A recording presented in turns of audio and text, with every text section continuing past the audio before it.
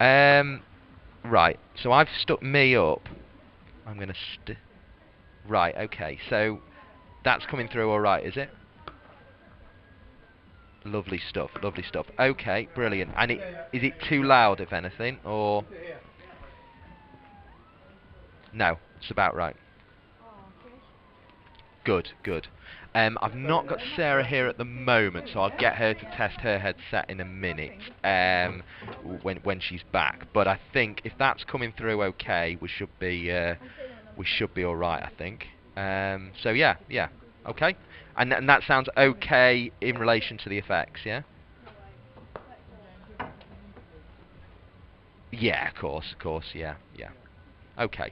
Well, as I say, just text us if there's anything you think needs to go one way or the other, and I'll try and sort of tweak it as we go. But people can hear us, so that's a start. Brilliant stuff. Will do, will do. As I say, we'll probably start about 5 2, I would think. So yeah. Oh, or well, 25 past, isn't it? With the half past start. Yep. All right. Brilliant, Louis. Really appreciate that. Cheers, mate. Bye bye.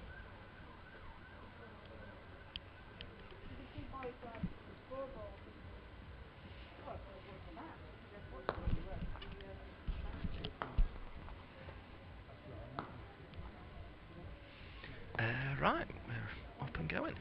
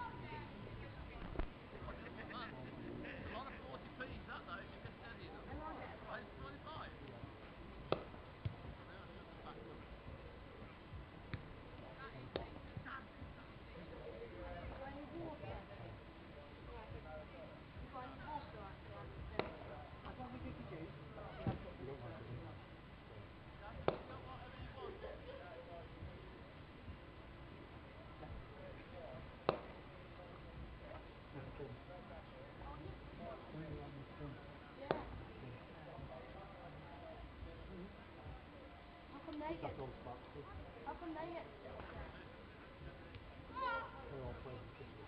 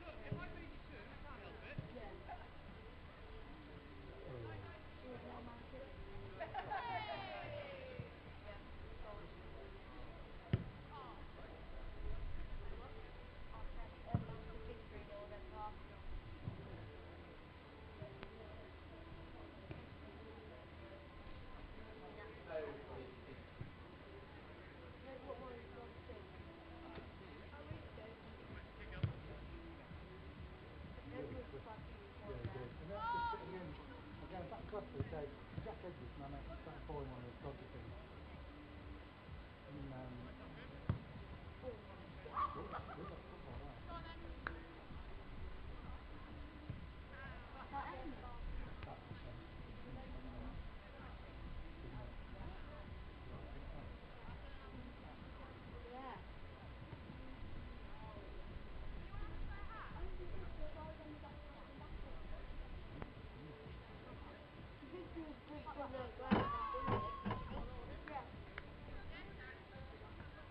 Make sure you drink, when you've done your drink, chuck it, it'll get washed. There.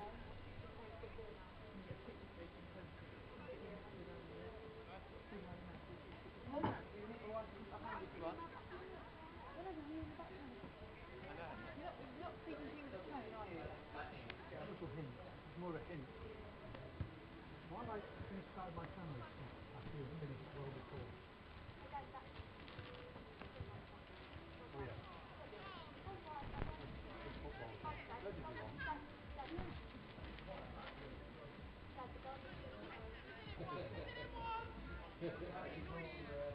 Tactical error there, right? And I was well, I guess it's last one. That should be a pass. Yeah, Yeah. Come now.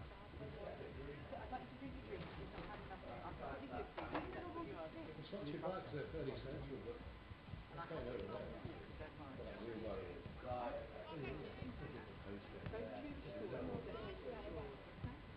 Adam, I just doing this in case it goes everywhere.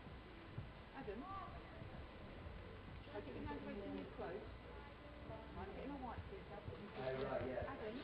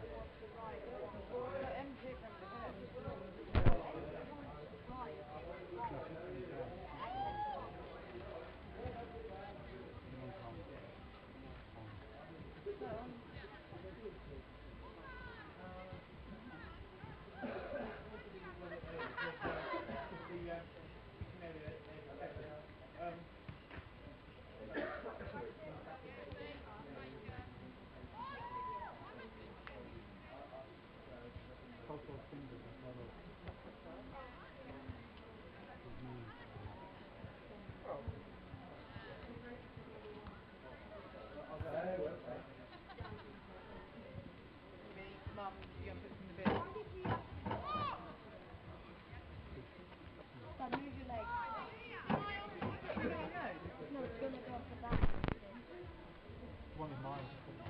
Miles wants to promote league. Miles is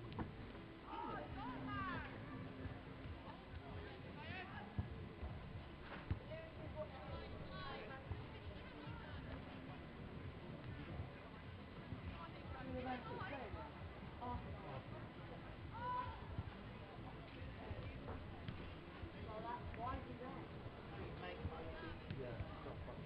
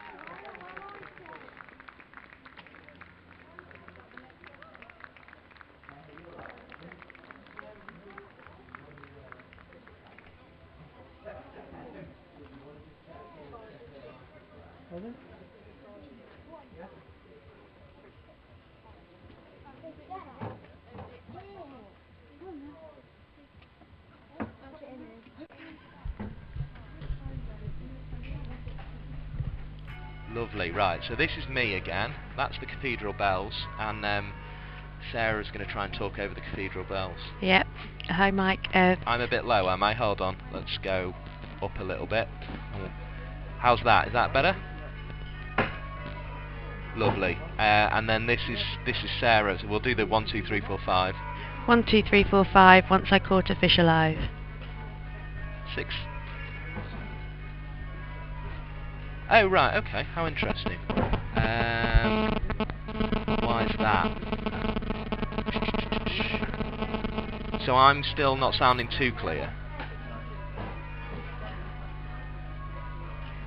A little bit tinny. Ah, okay. That'll just be. I'll just turn the high end down a bit. Is that better for me? Or are we still... It might just be that we're using different headsets, to be honest. Okay. Lovely stuff, lovely stuff. Good, good. As long as everyone can hear it, I think that'll do us for now. Alright, brilliant. Appreciate that, mate. Cheers. Bye-bye.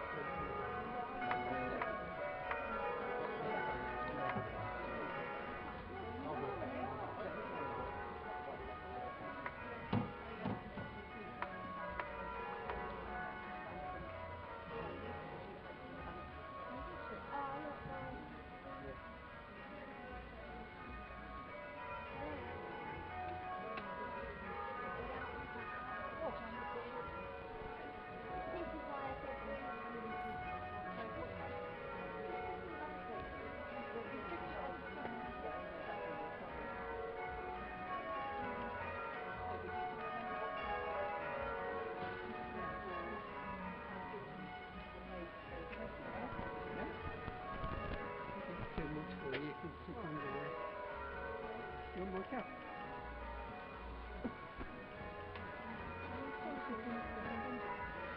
Pardon?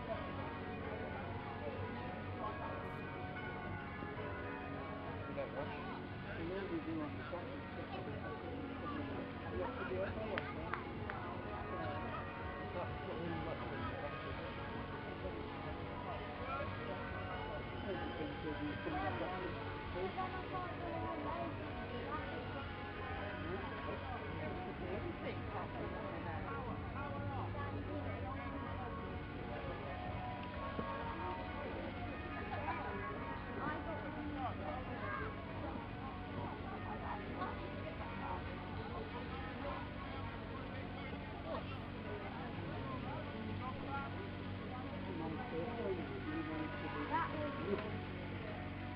4-1 o'clock.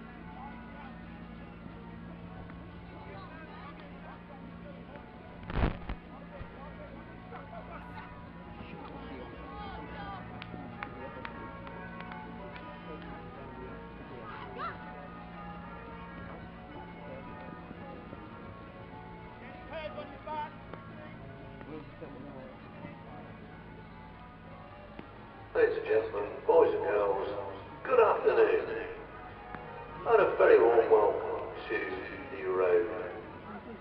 T20 action, of course, today. The Sparks against the Lightning.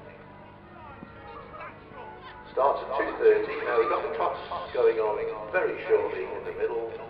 The umpires today are Paul Pollard and Jane Pratt. Dean Headley, a former Worcestershire man, of course, and Paul Pollard, a former Worcestershire man. Dean Headley is the match referee. Once we've got the toss sorted, and we'll point out the teams as well.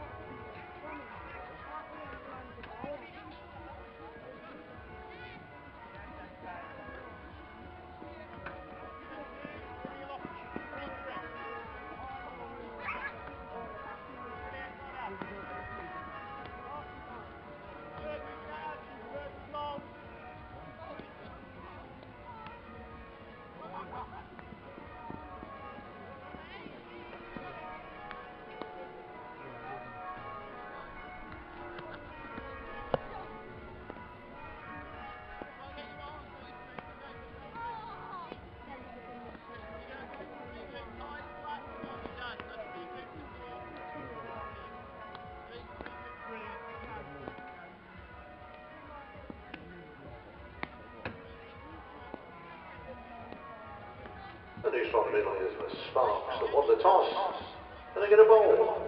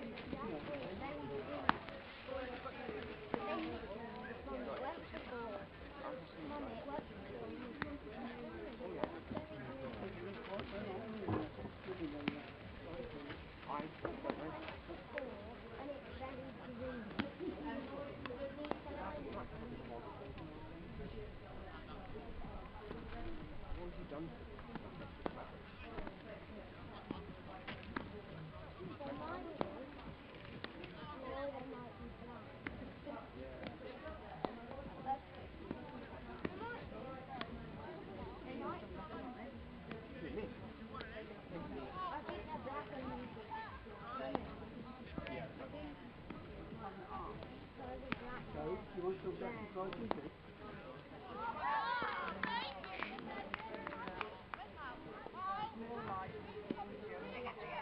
Number 11. Ollie Robinson's a horrible. That's funny, blue. Oh my god, the blue so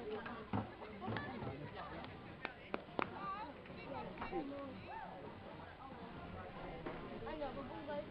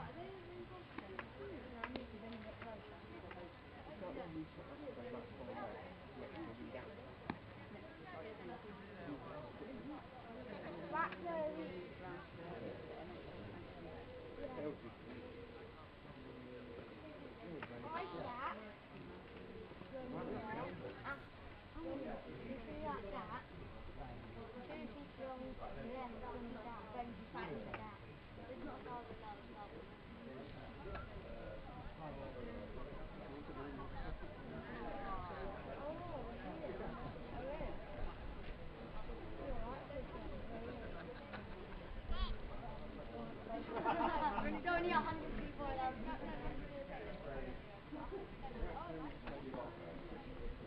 Oh no.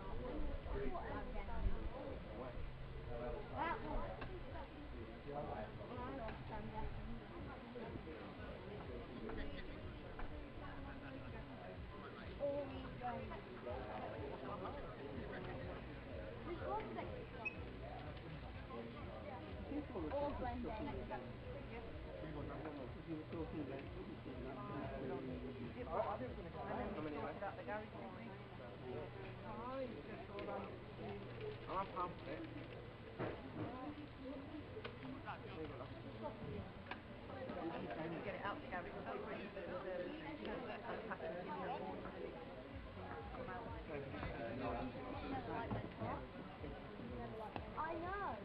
Captain, I told you. It's so clever. I like the song. I like the song.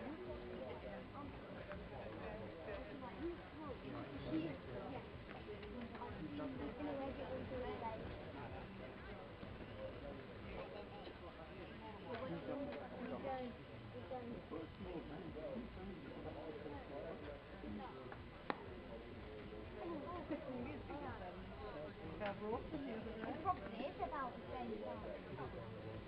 That one. It probably is about the same time. Right folks, the teams playing today, the team lineups. For the Lightning, Sonia Udidra, Beth Farmer, Abby Freeborn, Lucy Hyam, Teresa Graves, Sachi Pye, Ella Claridge, Kirsty Gordon, Sophie Monroe, Grace Ballinger and Yvonne Graves. For the Sparks, Evie Jones, Mary Kelly, Millie Home, Gwen Davis, Thea Brook, Chloe Hill, Claire Boycott, Ria Mackerel, Izzy Wong, Emily Arnott and Anisha Patel. That's the spinner. Their umpires, as I mentioned earlier, Paul Pollard and James Pratt. Match referee is Dean Headley. Keeping score, Carol Hughes and Sue Drinkwater.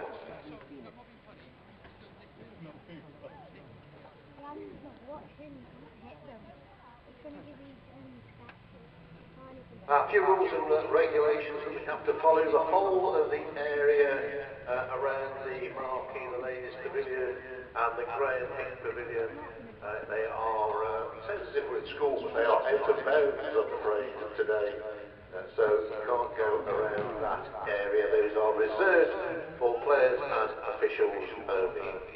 The rest of the ground is yours to do with what you wish. Now you watch. The bar at the back of the Diglis and the back of the D'Oliveira stand is open. The Diglis bar at the back of the D'Oliveira stand is open today. But there are no facilities for cash sales. It's contactless payments. But if you have no access to a credit or debit card, one can be purchased with cash from main reception in the View building.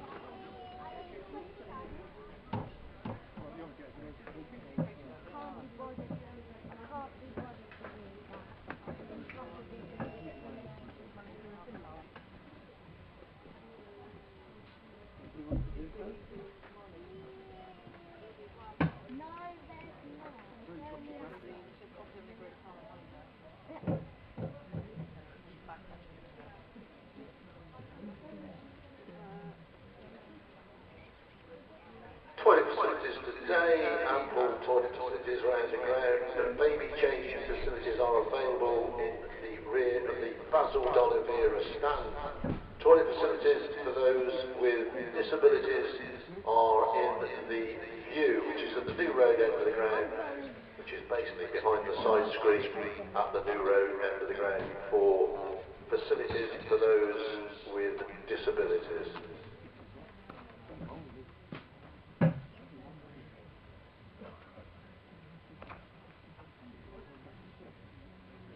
There's no smoking policy here at New Road in the seats, the stands, catering outlets. Please, if you do wish to smoke, make your way towards the rear of the stands and give due consideration to other spectators. Do not come on the ground at any time. If you do come on the ground, you could be fined up to £1,000 and locked in a small room with Charles Colville for over an hour.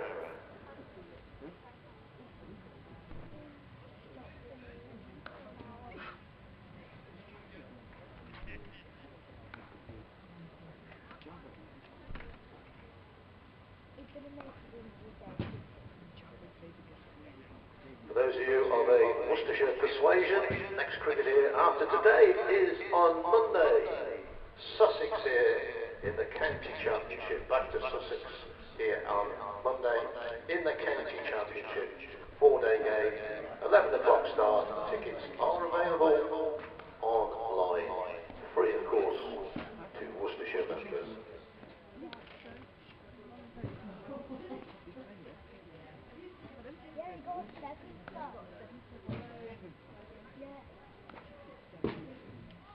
I'm sure you all know the rules and regulations of the game. 20 overs a side, of course, and the power play is of 6 overs duration.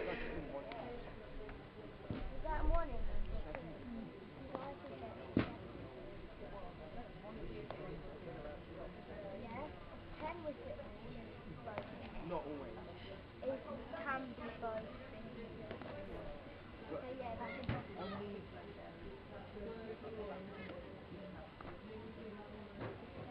I was about to say why I've all those guys there from that girl. Which is there?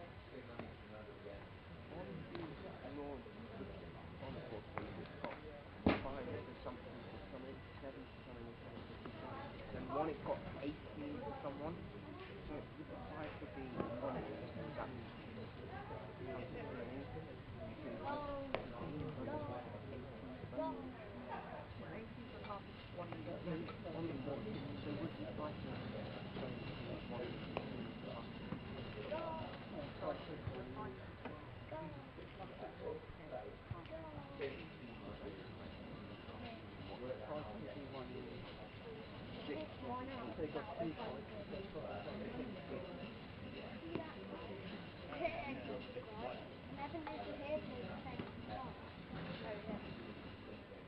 Well, the games in the competition today, the South East Stars are playing the Southern Vipers at Southampton.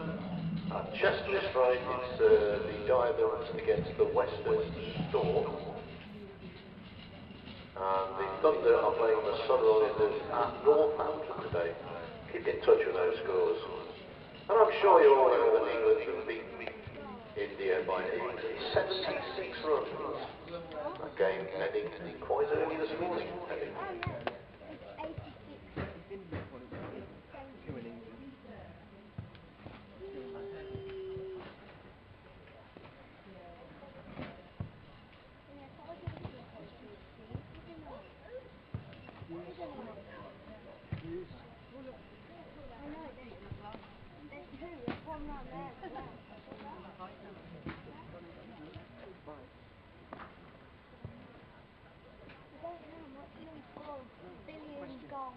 5 minutes. Wicked.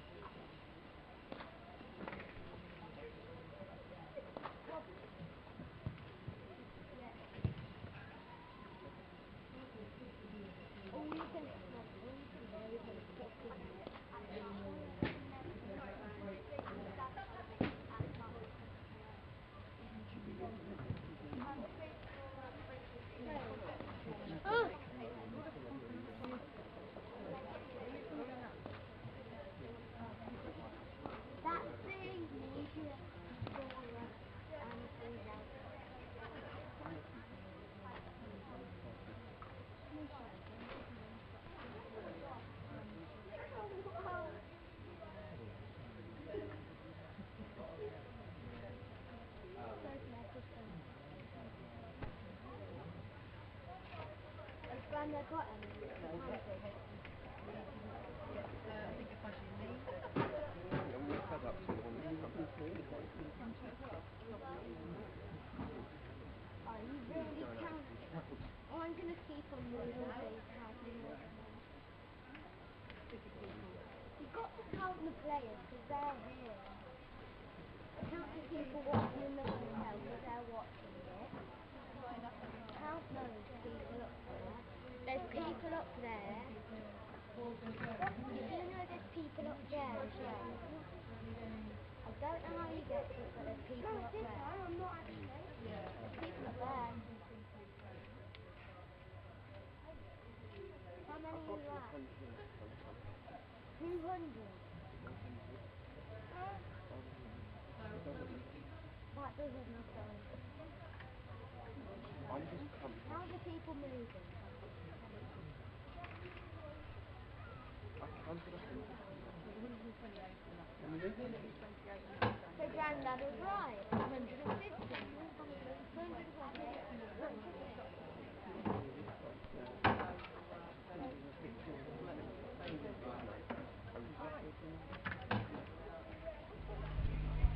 Well, hello everybody. Welcome to New Road. What a delight it is to be back and to be talking about Charlotte Edwards Cup cricket. My name is Mike Perkins.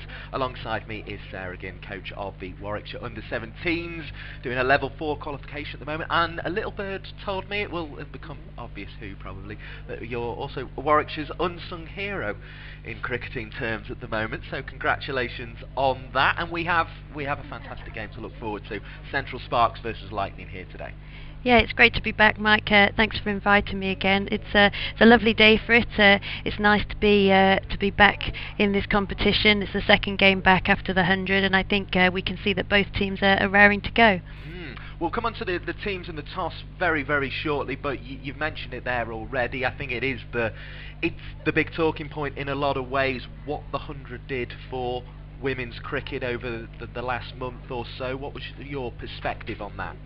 I think it was absolutely fantastic. I think it was a long time in the making, and I think that the exposure it got, even from the first game in the competition to the last one, you could see the increase in the crowds, and hopefully these women's and girls are becoming household names. And speaking of crowds, we've got a smattering in today. You can see a few up at the Diglis end on the far side, and we've also got plenty of children who you may even hear once or twice during this commentary on the effects mic during the course of it, who are just in front of us here at the New Road end of the ground. The cathedral with that lovely sort of carved brickwork away on the left hand side. I'm sure that ice cream man who likes to perch himself just in front of the cathedral over on the other side of the river will be doing it roaring trade today, because it is very warm. As we say, your entertainment is Central Sparks versus Lightning. The Sparks have won the toss. They have decided to field. They came back into the competition very strong with that method, beating the Southern Vipers, and it means they're still third in the table, but they have an opportunity here today, if they can get a bonus point win over Lightning, who are winless so far in the competition, to get up with the top two, the Southern Vipers and the South East Stars, who play today. Right, let's give you a run through the teams then. Central Sparks, they make two changes. Emily Arlett and Anisha Patel are the players coming in for Liz Russell and Hannah Baker. So they line up like this. Eve Jones is the captain. Marie Kelly, of course, who made 100 the other day from just 53 balls with 18 fours and a 6. We expect will be opening the batting again. Millie Home, Gwen Davis, Thea Brooks, Chloe Hill will keep wicket, Claire Boycott, Ria Fackrell, Izzy Wong, who has changed the hair again, and I'm sure Sarah Ginn can fill you in on that in just a moment. Emily Arlett and Anisha Patel are the Central Sparks team. So Arlett and Patel coming into the side. Lightning, they make one change. It will be Ella Claridge's first game for the Lightning. We saw a cat presentation there, which was a nice moment. She's coming in for Nancy Harmon. So the Lightning team is Sonia Adedra, Beth Harmer, Abby Freeborn, Lucy Hyam, Teresa Graves, Sachi Pai, Ella Claridge, Kirsty Gordon, Sophie Munro, Grace Ballinger and Yvonne Graves. So Sarah, what are you making of those two sides? It was a nice moment seeing Ella Claridge presented with that cap. Yeah, she's grown up in the Buckinghamshire area, and I think she was involved in the Trent Rocket setup throughout the 100. But this is her first game here in this competition, so she'll be really raring to go today, and it'll be exciting to see what she can do. Yeah, we'll get a good sort of feel for that, I imagine, through the course of this game. The umpires are on their way out towards the middle in their dark blue tops and black trousers with a very distinctive green sleeves, and the players are just making their way out of the Graham Hick Pavilion away to our right hand side. As we say, Worcestershire County Cricket Club looking absolutely splendid. Always plenty of green when you come here. It's always one of the striking things, obviously across the outfield, but away into the trees towards the cathedral on our left hand side from our position here at the New Road end. And there's a huddle there from the Sparks. They have to win this today, don't they, Sarah? They really do, and I think they'll be on a high from that win the other day, and that hopefully will stand them in good stead for today. But to have any chance of really progressing, they really do need to try and go for that bonus point as well to give themselves the best possible chance to get through to the next round. Yeah, no, I mean, we saw the Lightning win here last season, of course, and they are a side who they did the double over the Sparks and the Rachel Hayo Flint Trophy last season. So despite being winless in this competition, actually they are an outfit who you expect can cause a few problems, even though they don't seem to be in very good form in 2020 cricket. Yeah, I think they've got a few changes from the side that they faced last year, but these girls are local rivals. A lot of these will play club cricket or have played with or against each other in the past, so there's kind of personal pride to play for as well out there today. Well, good. I hear that you're all able to hear us, which is always the first point in these things, and we can see from the far end, Izzy Wong has taken the ball. Now, she went shaven-headed during the 100, and she's gone quite an elaborate colour of pink, and you were telling me, just as we were waiting, Sarah, again, a bit of a story about how the shaven-headedness came about for Izzy Wong. Well, yeah, I believe that Amy Jones cut Izzy and Shafali Verma's hair during the 100, and she was yellow in the 100, and now she's pink for the Sparks.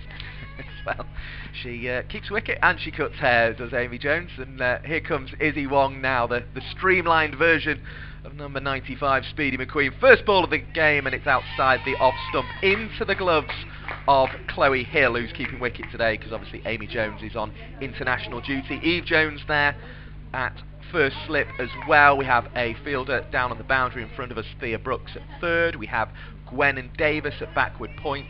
An extra cover, a mid-off, a mid-on, a mid-wicket, a deep backward square leg as the other fielder outside the ring for the first 6 overs, and Anisha Patel just inside the ring on the 45 as Wong bowls outside the off stump, and the second ball of the game goes through without any addition to the board. 0 without loss after 2 balls is the score in this Charlotte Edwards Cup game. 20 overs aside.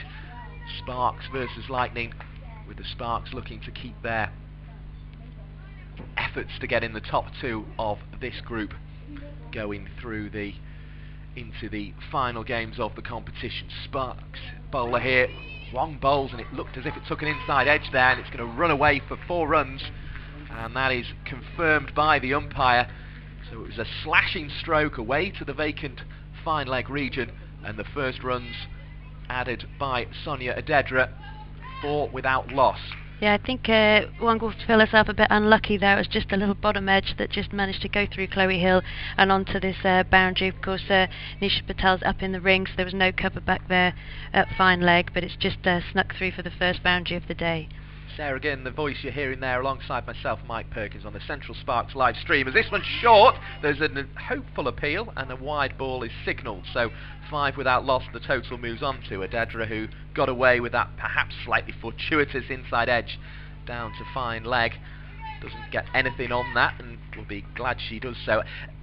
One interesting thing, I think, from Izzy Wong's episode on the Women's Cricket Chat podcast was her attitude to wide balls, because she was talking about never telling kids basically to slow down. She's all about just bowl as fast as you can, and her view as a 10-year-old was that she bowls this next delivery and it's prodded into the onside. There is no run on offer there. Hill comes up to the wickets to take the return from Fackrell just to ensure so, and it remains 5 without loss. Her attitude is, alright, I've got another ball, no problem, happy days, I'm going to come in and just get to bowl as fast as I can once again. So yeah, exuberance of youth still sticking in a little bit there. I don't know how many balls she really wants to run in and over. Yeah, well, that was certainly 10-year-old Izzy Wong's attitude, and this one is played away down to third. Good fielding by Thea Brooks, and you'll hear the applause there loud from the spectators just in front of us. They really appreciate that good bit of work. One taken by Odedra. She moves on to onto 5 rather. The score is 6, and Beth Harmer comes down to face her first delivery, which will be the final one of the first over of this game, unless of course Izzy Wong fancies another and throws it down the leg side, but I doubt she'll be doing that. She'll be looking to make a mess of Harmer's stumps. First ball for her to face. Big backlift, and that's maybe an ambitious plan against Wong as it goes through outside the off stump into the gloves. We're underway again in the Charlotte Edwards Cup here at New Road. 6 without loss the score. We'll run you through the other games that are happening today, because of course they are very important indeed. But my name is Mike Perkins, and you're also with Sarah Ginn today for your commentary on the Sparks versus the Lightning. And what are you making of the early exchanges as Emily Arlett takes the ball for her first over? Yeah, I think Izzy Wong will be pleased with that first over. There was a sort of a half chance, and she's popped one in short there and worried the batters. So I think she'll be pleased with that start. The fall was just a bit unlucky there, and yeah, then Em's going to hopefully carry on from this end exactly the same vein. Yes, we will see. She's got the ball in her hand at the moment, and will start the bowling from the New Road end as the sun just fully illuminates the green turf below. Yeah, Emily's back in for this game, having picked up a slight injury, and she's taken a long striding run up here, and it's a dot ball just prodded into the onside on her first ball, so that's a good start from her. Scores 6 for none still, and we're just in the second over of the game. Yeah, slightly back of length, wasn't it, from Arlett there, but she's definitely sort of put on that yard over the winter, and that's clearly what attracted the England selectors, you would think. Yeah, I think when she gets it right, she's getting it right up there, and she's troubling every batter, as we'll no doubt see today. Coming in again to Odedra, that's a little bit shorter, and it's just gone into the leg side, and no run again as Fackrell just shines a little bit of the ball there and passes it back round the field. We mentioned the other games happening today. We got Southern Vipers against South East Stars. They're 12 without loss, the Stars in that game batting first. Northern Diamonds are also playing against Western Storm. That's in the other group in the competition. So Arlett coming into bowl again now, and that's a bit of a bottom edge, but it's poked into the leg side, and not altogether fielded cleanly by Fackrell, but it's back in for a single to Odedra there. So that takes the score to 7 for none in this second over. Looked unhappy with the throw, did Fackrell. I think she was admonishing herself. Yeah, the pickup wasn't altogether clean, and I'm not sure Chloe Hill would have been that pleased with that receive there, but you know, at least it was only a single. Arlett's back in now for Harmer. That's a bit shorter. Is that going to get to the boundary? Oh no, it's well stopped by Izzy Wong on the deep square boundary there. So it's just a single to Harmer. I think she could have got away with that a little bit there. It was a short ball, but Izzy Wong got round the field quite well there to pick that up and save the boundary. Very well indeed. I thought for all the world when it came off Harmer's bat there with the ferocity of the pull stroke that it was going to the mid-wicket boundary for 4, but Wong came round from backward square leg. Northern Diamonds 6 without loss against Western Storm in the first of those games in the other group. So Arlett back into Odedra there. It's a slightly wider ball. A small appeal for an edge there, but I don't think it was a too convincing appeal, so it's another dot ball, and the score is on 8 for none. Yeah, Chloe Hill, I think, was the only one interested in the entirety of New Road in that particular one. The other game happening in the other group then is Sunrisers against Thunder. Thunder at 8 without loss. They really need a win today as well to set up a game against Northern Diamonds. So this last ball of the over, again, it's a no run. It's just gone to backward point, just edge, slightly nervy I'd say from the batters here, but it's a decent start for the Sparks, and it's 8 for none off 2. Yeah, they would have been happy with 6 from the first over definitely, and then They've added another 2 there, so they're ticking along with the Lightning, having been inserted in this game. Just the mid-pitch chat going on. So from the coach's perspective at this point, what would you be thinking about how your players had settled into this one? I think there's been a few sort of nervy, edgy throws, and it looks like the girls, it means a lot to them this game, and you can see that, but I think they're soon to be settling in, and I think another couple of tight overs for the Sparks and they could see themselves on top here. It's not always the case in T20 cricket that the openers bowl successive overs, but Wong's going to do that now. Great bit of fielding by Gwen and Davis there at backward point. Coming round, it was a chopped stroke behind square on the offside, but it's only a dot that will be recorded by the score, and Harmer remains on 1. Yeah, I mean, Gwen and Davis, an excellent fielder. She's fielded at backward point for quite a lot of the competition so far. She can also keep wicket, but as we can see, she's quite lightning in the outfield. Talkative to a teammate there at cover point as down the track comes Harmer's got plenty of bat on this. This will roll away for 4 runs. The first boundary of the innings, the second boundary of the innings in fact, as it pops up over the rope. 12 without loss the score goes on to, and that was Harmer's tactic there to get down and meet it before it bounced, and she got plenty on it, and it went between those 2 fielders who will have a little more to have a chat about there, Eve Jones and Gwen and Davis, because a boundary conceded between them. Yeah, I think Harmer found that gap nicely. She could see that was available. That ball was slightly outside off, and I think she capitalised on that. 5 from 4 balls. She raises the bat again. Wong bowls, and it's chopped away into the offside. This will be 4 more. Same spot towards the backward point boundary. Jones made a effort to get there, but couldn't stop it. And 16 without loss the score moves on to, and it's very noticeable the way Harmer's picking up that bat and really looking to try and swing it through the line of the ball, and it's bringing her rewards there. Yeah, I think she's not afraid to put her hands through the ball, and it shows then a little bit of bottom hand through the covers, through cover point area there, and it's paid off for her nicely. Has indeed, as Wong is on her way once more. Bowl to Harmer, who's going to crack this one high. Now there's a fielder out there, but it's cleared the rope and over the covers and away for 6 runs. And Harmer, 4-4-6, 14 from 3 balls. A terrific bit of play there to get back in the crease ever so slightly into that sort of power position and to muscle it over the boundary. 22 without loss, a productive over this one for Lightning. Yeah, I don't think Marie Kelly out there on the deep square boundary could do anything about that. It was just too far. It was a nice shot by Harmer, who seems to be, unfortunately, being allowed to get her iron a little bit here on this over. Yeah, well, I suppose Wong committed the cardinal sin there, really. She'd been too full in the early part of the over and then was too short on that occasion as she comes into bowl from the Diglis end with spectators behind her. It was a slower one this time. It was cut away, and I think Harmer was quite disappointed she didn't beat Gwen and Davis at backward point to pick up yet more runs. So it's a dot ball there, 22 without loss, but Harmer has 15 of them off 7, and that's a really good start for her. Yeah, it'll be interesting to see what Izzy Wong follows up with in this ball now. She's been dispatched from both the full and the short ball this over, but that was quite a nice reply there with the slower ball. They were beaten on Wednesday with the Lightning, but they gave the chase a real good go, didn't give up on it. Abby Freeborn making runs in that one as this is worked away in front of square for a single. 23 without loss then the score at the end of the over. Harmer striking at 200 has 16 off 8, so 23 without loss the score at the end of the 3rd over, and it looks as if Lightning are actually, it doesn't always necessarily happen in these Charlotte Edwards Cup matches, but they're really, certainly that over, trying to make use of the power play and make use of the fielders being up in the ring. Only 2 allowed outside it.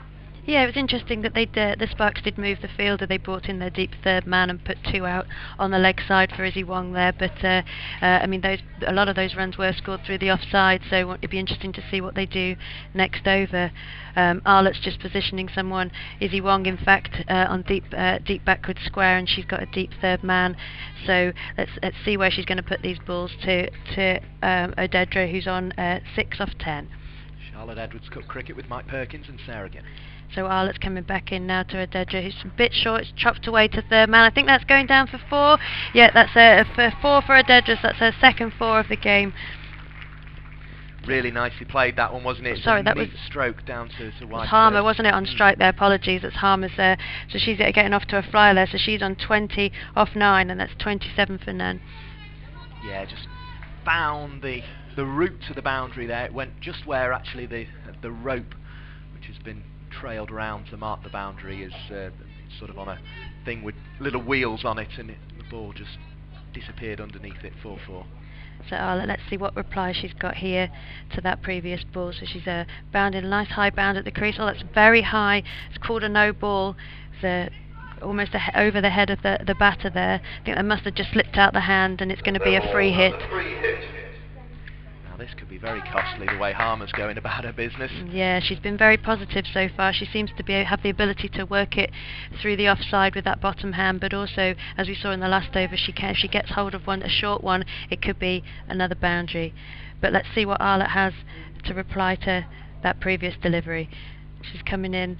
It's a nice high bound. She's got very positive action. Oh, Harmer's gone for a sort of scoop shot, and it hasn't really come off her. She's sitting on the floor at the crease, and that was actually a dot ball. I think she tried to be inventive there, but it didn't really quite happen for her. Well, she's flexible, we can certainly say that, because she ended up in the splits there, having gone for the scoop, perhaps an unorthodox way to go after the free hit. You can only assume that Arlott was maybe the ball that was the no ball. She was trying a slower ball or something, because she missed a length by about half a pitch. Well, some sort of variation didn't quite go to plan, but she seems to be back on track now. It's a shorter ball, but it's a nice, decent delivery that went straight through and straight to Chloe Hill at the wicketkeeper. It's almost as if it shook her up, that that no ball, and she's just found her length now and found the area she's trying to strike. Yeah, she just Arlott's got a lovely action. She's coming into a bowl. Every ball seems to be there or thereabouts, so apart from that one there, but I think she's going to recover from that quite nicely at the moment. So third ball of the over, bowling to Harmer. It's nice and full delivery, but she's just got a bottom edge on that, and that's trickled away for another boundary. That's another 4 off the over. And Harmer seems to be in nice form, although I don't think that got much of the bat on it there, maybe more of the bottom edge, and she's inspecting her bat to see if it's done any damage, but I think the main damage is to the score, because it's now 32 for none, and Harmer's on 24 off 13 deliveries. Fourth over of the game, and Sparks already in need of a wicket, and Ria Fackrell and the supporters in front of us are living every moment. The hands went onto the heads in unison there. It was really good to see the engagement here from the supporters.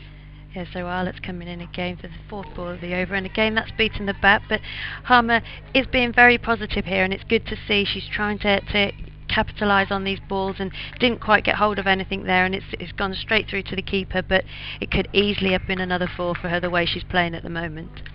Thank you for those of you who would join us on the Central Sparks live stream on their YouTube page. Do spread the word and make sure people know that we're here. Mike Perkins and Sarah Ginn, your commentary. So the last ball of the over here, it's a fuller ball. It's a good delivery from Arlott. It's a nice reply. You can see she's fired up for this game. She puts it straight back to Chloe Hill, and she was a little bit unlucky that over. Obviously there was the no ball, but there was a bottom edge as well, so she is making this batter play, and you'd hope that she'd be reasonably pleased with that over. Yeah, she certainly is. She's as I say, it seemed almost as if the no ball sort of sorted her out. She got back to the sort of rhythm that she was looking to find. Claire Boycott coming on to bowl from the Digler Centre. There's something about Claire Boycott bowling that just makes you feel that all's right in the world, and she's about to come in and bowl from that Digler end. Spectators there on the bank seats looking on. Sparks in their largely black strip this season, just a few flashes of colour on the front. Yeah, in contrast to Izzy Wong's last over, you'll probably see a lot of line and length from Claire Boycott here. She's what we call a canny cricketer. She could probably put it on a 5-pence piece there at a length if she wanted to, and it may not take wickets, but hopefully it will steady the ship a little bit here. And even on a beautiful day like this, she'll get a bit of movement in the air. She's a very clever operator, is Claire Boycott, and as I say, she's one of those people that you just feel all's right in the world when she's coming into bowl, and she's thoroughly enjoying it, although that was perhaps not the best delivery she will ever send down. Wide ball outside the leg stump. 33 without loss. The score at the end of the fourth was 32, so couple of productive overs there. Yeah, for Boycott, I don't Lightning. know whether she slipped a little bit there. She's looking at the crease, and she's had a little bit of a scuff up with the spikes there, so not sure whether there was a reason behind that, but let's just hope she gets this delivery right. So yeah, 24 runs from the last couple of overs as Boycott bowls back more where you expect Boycott to be, which is right up at the crease and just jamming it under the bat and asking a question, and she did there. It was driven into the offside, and Dedra still waits for an opportunity to score in this over. Boycott again, right arm over the wicket. It's driven down the ground, and neither long off, mid-off or mid-on are back, and they won't cut that one off.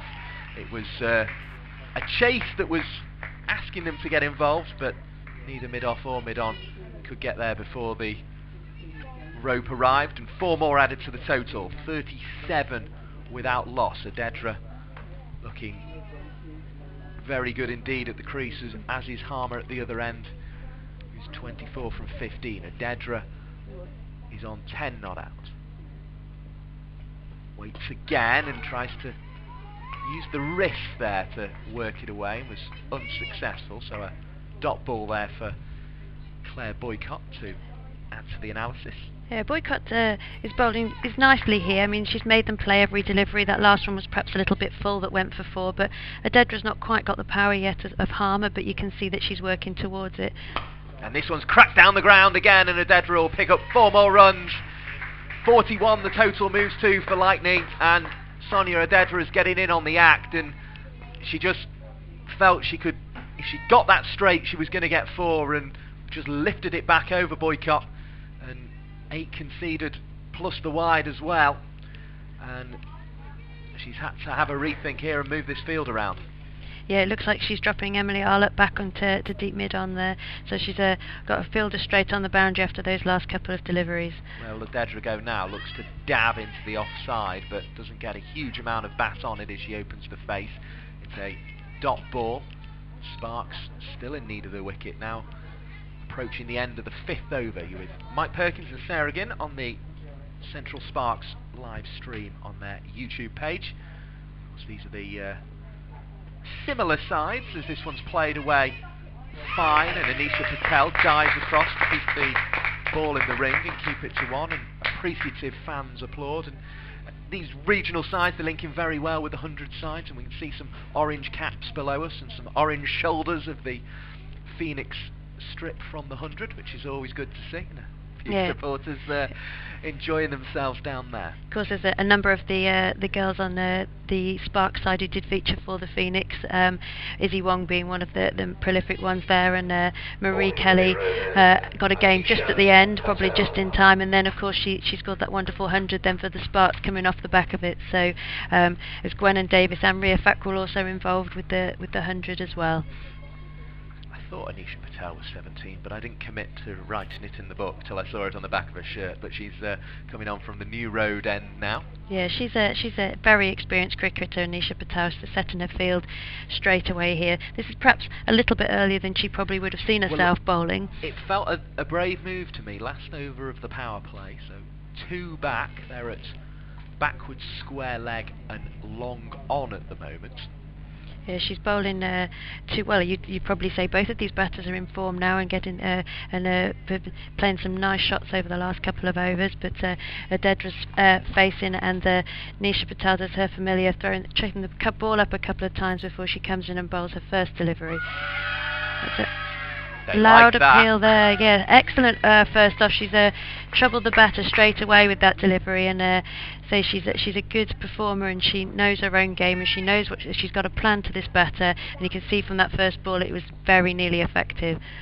Put it this way, I think it was hitting, but it was probably pitching outside leg from the quick replay I had a glance at there. Second ball here, drop it short. Dedra's attempted to sweep. I think it has got away. Is it going to get to the boundary? Oh. Boycott's just managed to stop it there, so that's a couple to Dedra off her back. Oh, and it's been given a wide actually, so she didn't add anything on that there, so that must have just trickled down the leg side.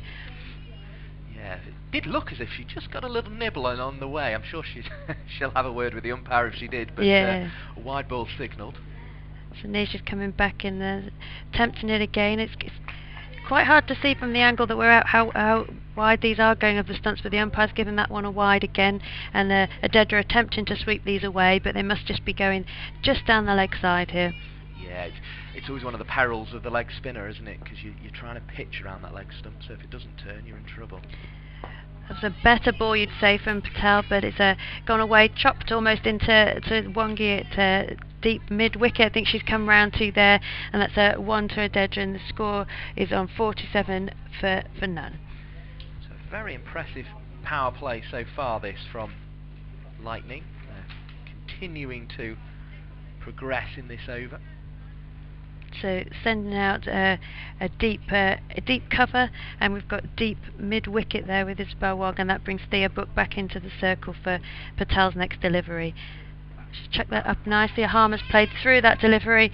Marie Kelly's round to stop that. It's just a single through to extra cover there, so she'll be pleased with that with a reply. After those couple of wides, she's now finding her areas here, Nisha Patel. Yeah, I always like it when she does just chuck it up a little bit more and give it a little bit more flight rather than trying to sort of dig it through the pitch. So coming into Adedra here, and the field change, but that's straight down the ground.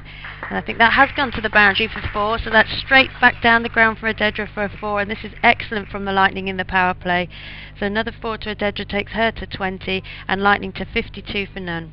Yeah, brings up the Lightning's 50 in the power play. They will consider that a very good start indeed, particularly given the wickets column is still also blank. So let's hope that Anisha Patel's got a reply to that, but that's swept away. But there's a deep back, and there might be a run out here. There's an appeal, and it's not given. So that was just paddling it back behind square to Claire Boycott, who didn't quite get it in on time, I would say there. But it was a good appeal by the Sparks, and they're desperate for this breakthrough. They both went, didn't they? As soon as the ball hit the bat, they were both running. Obviously, Adedra had to climb off the one knee she'd gone onto for the sweep, but it looked as if it was going to be tighter than actually it was. There wasn't a lot of excitement at all from I think any of the Sparks players. I think these Lightning girls are very fit, and they made that run look quite easy in the end there. I don't want to say they're lightning fast, but, but we're veering towards it, aren't we? So Nisha Patel back in, and Thea Brooks is back on the ring for Harmer, who's chopped it away to the leg side, and it's just going to be a 1 to Isabel Wong, who throws that to the bowler's end, and it's backed up by Eve Jones, the skipper there. It looked rather indignantly at Anisha Patel, but it was she was in a difficult position to grab that. So 54 without loss. That's a terrific power play for the Lightning. They always like to win this game. Obviously, it's only a game that's been played on 3 occasions. 2 of those 50-over games, the Lightning won. One of them last season. There was a memorable catch out on the boundary, of course, that caused a little bit of controversy between the sides about whether it was a no ball or not. But and it was pretty close to going over for 6 as well. Chloe Hill hitting it that day, but it was the Sparks who got the better of this contest earlier in the season, and they will be hoping to do the double, as we say, and just push up that table, but Lightning seem determined to not let that happen. Well, they've got off to a really good start here, haven't they, the Lightning, and I think they're knowing where they're hitting the ball. They're both working to their strengths, and so we did see from that run, they're running well between the wickets, but actually most of their runs have been scored in boundaries so far, you would say. We get a nice little comparison with scores elsewhere in the country. 36-4-2 is the Diamond score as they enter their first over after the power play. Thunder also in their first over after the power play of 44 without loss. And South East Stars, they are 61-1, approaching the end of the 7th over in the other game in this group against the Southern Vipers. Those are the top 2 sides in this division, as Claire Boycott takes the ball again and has a long discussion with Eve Jones. The Lightning 50 coming up from the final over of the power play. We see the fielders spread out now, so we have a long on, a long off, almost bordering on a quite straightish deep extra cover. In fact, sorry, I'm looking at it the wrong way round. That can always happen. A fine leg, and third has actually been brought up inside the circle. We have a backward square leg, and we have a long on at the far end of the ground at the Diglas end, as Claire Boycott, with sunlight shining on the brown brickwork of the cathedral, bowls to Harmer. There's an appeal, but it's a strangulated one that stops, and shoots into the air, and I can see why as I glance down at the screen on a slight delay here, because it was missing 2 sets, that one. Well, I think Boycott will be pleased that she can now have a few more fielders outside the ring here, and these batters are looking steady. I think that one's just drifted down the leg side a little bit and has been given a wide, but she has now got that protection out on the boundaries, and let's hope that the Sparks can get the breakthrough that they really, really need here. Yeah, it was Hill who scampered across and did quite well actually to prevent any more damage, but it adds a 1 to the total, the wide ball. 55 without loss as Boycott comes in again and bowls, and he's bowled her! Excellent delivery from Boycott. Well, she hit the pad early in the over, and now she's hit the stumps, and Beth Harmer is out. 55 for 1. The Lightning lose their first wicket, and it is Beth Harmer who departs back to the Graham Hick Pavilion. And the Sparks needed that, Sarah, again. Yes, they desperately did, and that was a great week. You can see that how pleased the Sparks girls were to take the wicket at Beth Harmer, who was actually looking in very, very good form. You could see the disappointment on her face as she's walking away there. She's just perhaps chanced it at one time too many there to play across the line to that full ball that has actually bowled her and taken the stumps out the ground. So it was a good start. She's got them off to a positive start there, but she will be disappointed to be walking back at this stage. Yep, Beth Harmer out for 26 from... I'm always reluctant to commit to the deliveries until it's quite been clarified, but it says 19 on the screen there, so 19 balls for her 26. It was an impressive innings, but Claire Boycott, that was clearly what she was looking for. She was going straight in at the stumps, and she just kept going into the pad that Harmer was clearing, but when she got it right, it was all over, and there was that satisfying high-pitched sound of the bail flying in the air that a cricket ball makes on it, and you will have heard at home as well, watching the live stream here that Central Sparks provide on their YouTube channel. And Boycott will come in again. She drops the fielder at third, back down now. She's still got the backward square leg and the fine leg. She brings mid-on up inside the ring as the new batter, Freeborn, who made 61 from 50 deliveries the other day against South East Stars, plays out into the offside, and Izzy Wong is out on the cover boundary to do the fielding. 56 for 1 the total. Adedra comes on to strike, and of course the golden rule is if you lose 1, don't lose 2, and the pressure will be on Adedra from that respect. Yeah, I mean she's a very experienced campaigner, is Sonia Adedra, and I don't think that wicket would have rattled her at all. She'll be still playing her own game, and I think she'll be looking to go after Boycott again here.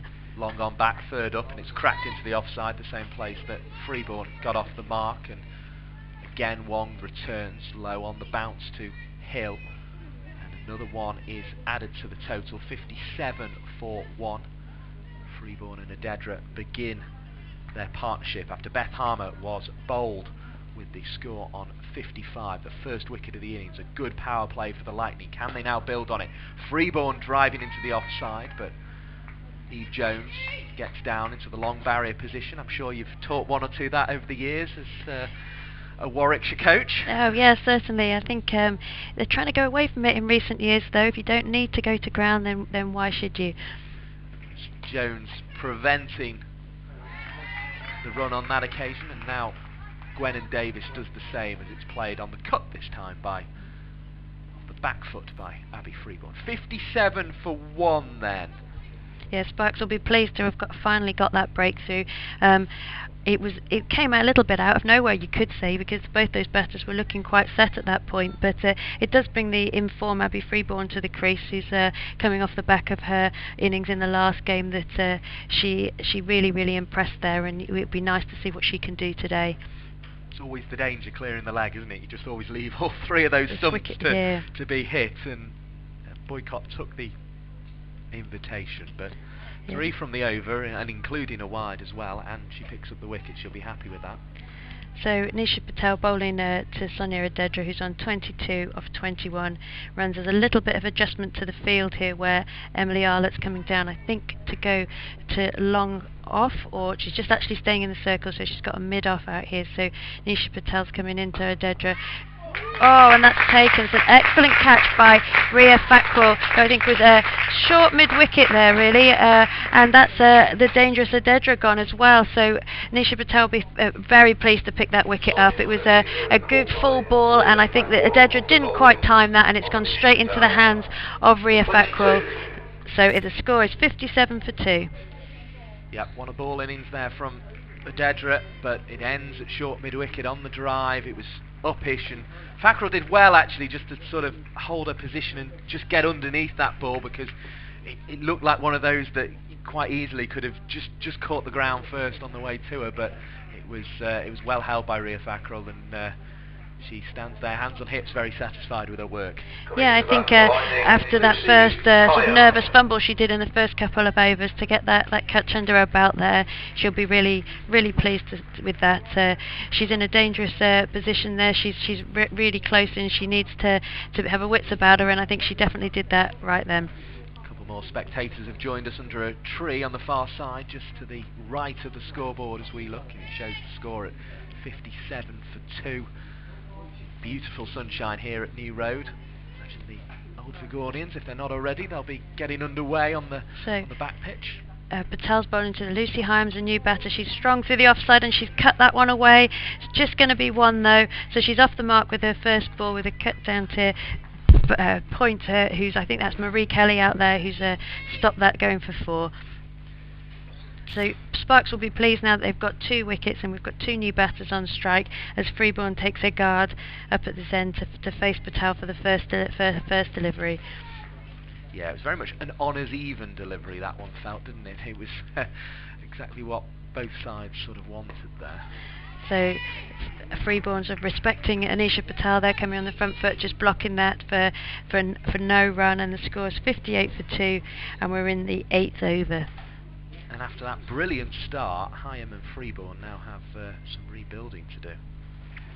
Yep, so Patel into Freeborn again, who puts her hands through the ball a little bit more. It's going to go through the covers for a single. Game with Marie Kelly doing the work there. And that into Chloe Hill, who had to stretch a little bit to reach that ball, but at least from a Lightning point of view, these 2 new batters are keeping the score ticking over. Of course, Lightning, they have a wealth of international talent with Tammy Beaumont and the Bryce sisters, of course, who are away with Scotland at the moment. So Patel's a bit full, a bit too full, you could say. She's hit into the mid-wicket. It's a diving stop. Didn't stop the ball there. Unfortunately, it's gone for 4 through the mid-wicket boundary. So that's 4 to Lucy Hyam, and the score goes on to 63 for 2. Well played, sweep shot. Just noticed that's Marie out there, isn't it? So it must be someone different out on the other boundary. It's Millie Home perhaps out on the other boundary there. So Nisha Patel comes in, but short. I think she's got away with that one a little bit. It's a little bit of a short delivery that Hyam just poked into the offside to finish the over. Yeah, didn't really get the bounce she would have wanted from that second one there from Hyam, but there's Marie Kelly examining her hand almost as if, why did you not stop the ball? I had you in the perfect position, but the tumbling stop was not able to prevent the boundary. And the mid-pitch chat goes on, but Lightning essentially here, they just need to, it's why those singles out to the boundary riders feel sort of honours even, really. It's kind of both sides very satisfied with that, because Lightning ticking the board along, but also Sparks not conceding too many. But the boundary, I suppose, is the big difference maker in that over, as Claire Boycott will come in to bowl her 3rd over of the innings, and it's in towards the stumps again going for a very straight line, but it's jabbed away into the onside, and there's 1 more to the total. 64 for 2. Hyam comes on to strike. Lucy Hyam's Lucy Hyam very good on the sweep and square of the wickets. It'll be interesting how she handles these slightly slower deliveries from Claire Boycott here. Boycott at the back of the run just tosses herself a catch from one hand to the other. We've got a sweeper on the cover boundary, 3 in the ring at mid-off extra cover and backward point on the offside, as well as the fielder at the 3rd, as this one is almost the perfect Yorker. It was almost as if there was a ball-sized hole at the batter's end, and Boycott, almost as if she was at the fairground, managed to stick it in there. It was a fantastic bit of bowling, that. Yeah, Really good excellent, Yorker. right on the money that. I think Hyam was in 2 or 3 minds of what to do, and in the end just got a bat behind it. A dot ball was the result as Boycott bowls again. This one's driven nicely. It wasn't quite as perfect a ball, but it produces the same result, and there's no addition to the score. On the leg side we have mid-on, short mid-wicket, Ria Thakral, who's taken a catch there already, and 2 fielders on the boundary at backward square leg and at long leg, as this one is bowled. It's again Yorker length. That time Hyam managed to get to the ball on the full, but didn't manage to clip it away. Might perhaps be a bit disappointed with that, and looks accusingly at the bottom of her bat. Yeah, she's struggling to rotate the strike here. Hyam should be looking of a way to get a single off this bowling of Boycott that's been right on the money this over. Right arm over the wicket from Boycott. This one's driven out into the offside. Wong will come across in the sweeper position on the offside and send the throw back into Chloe Hill with the gloves on. 65 for 2.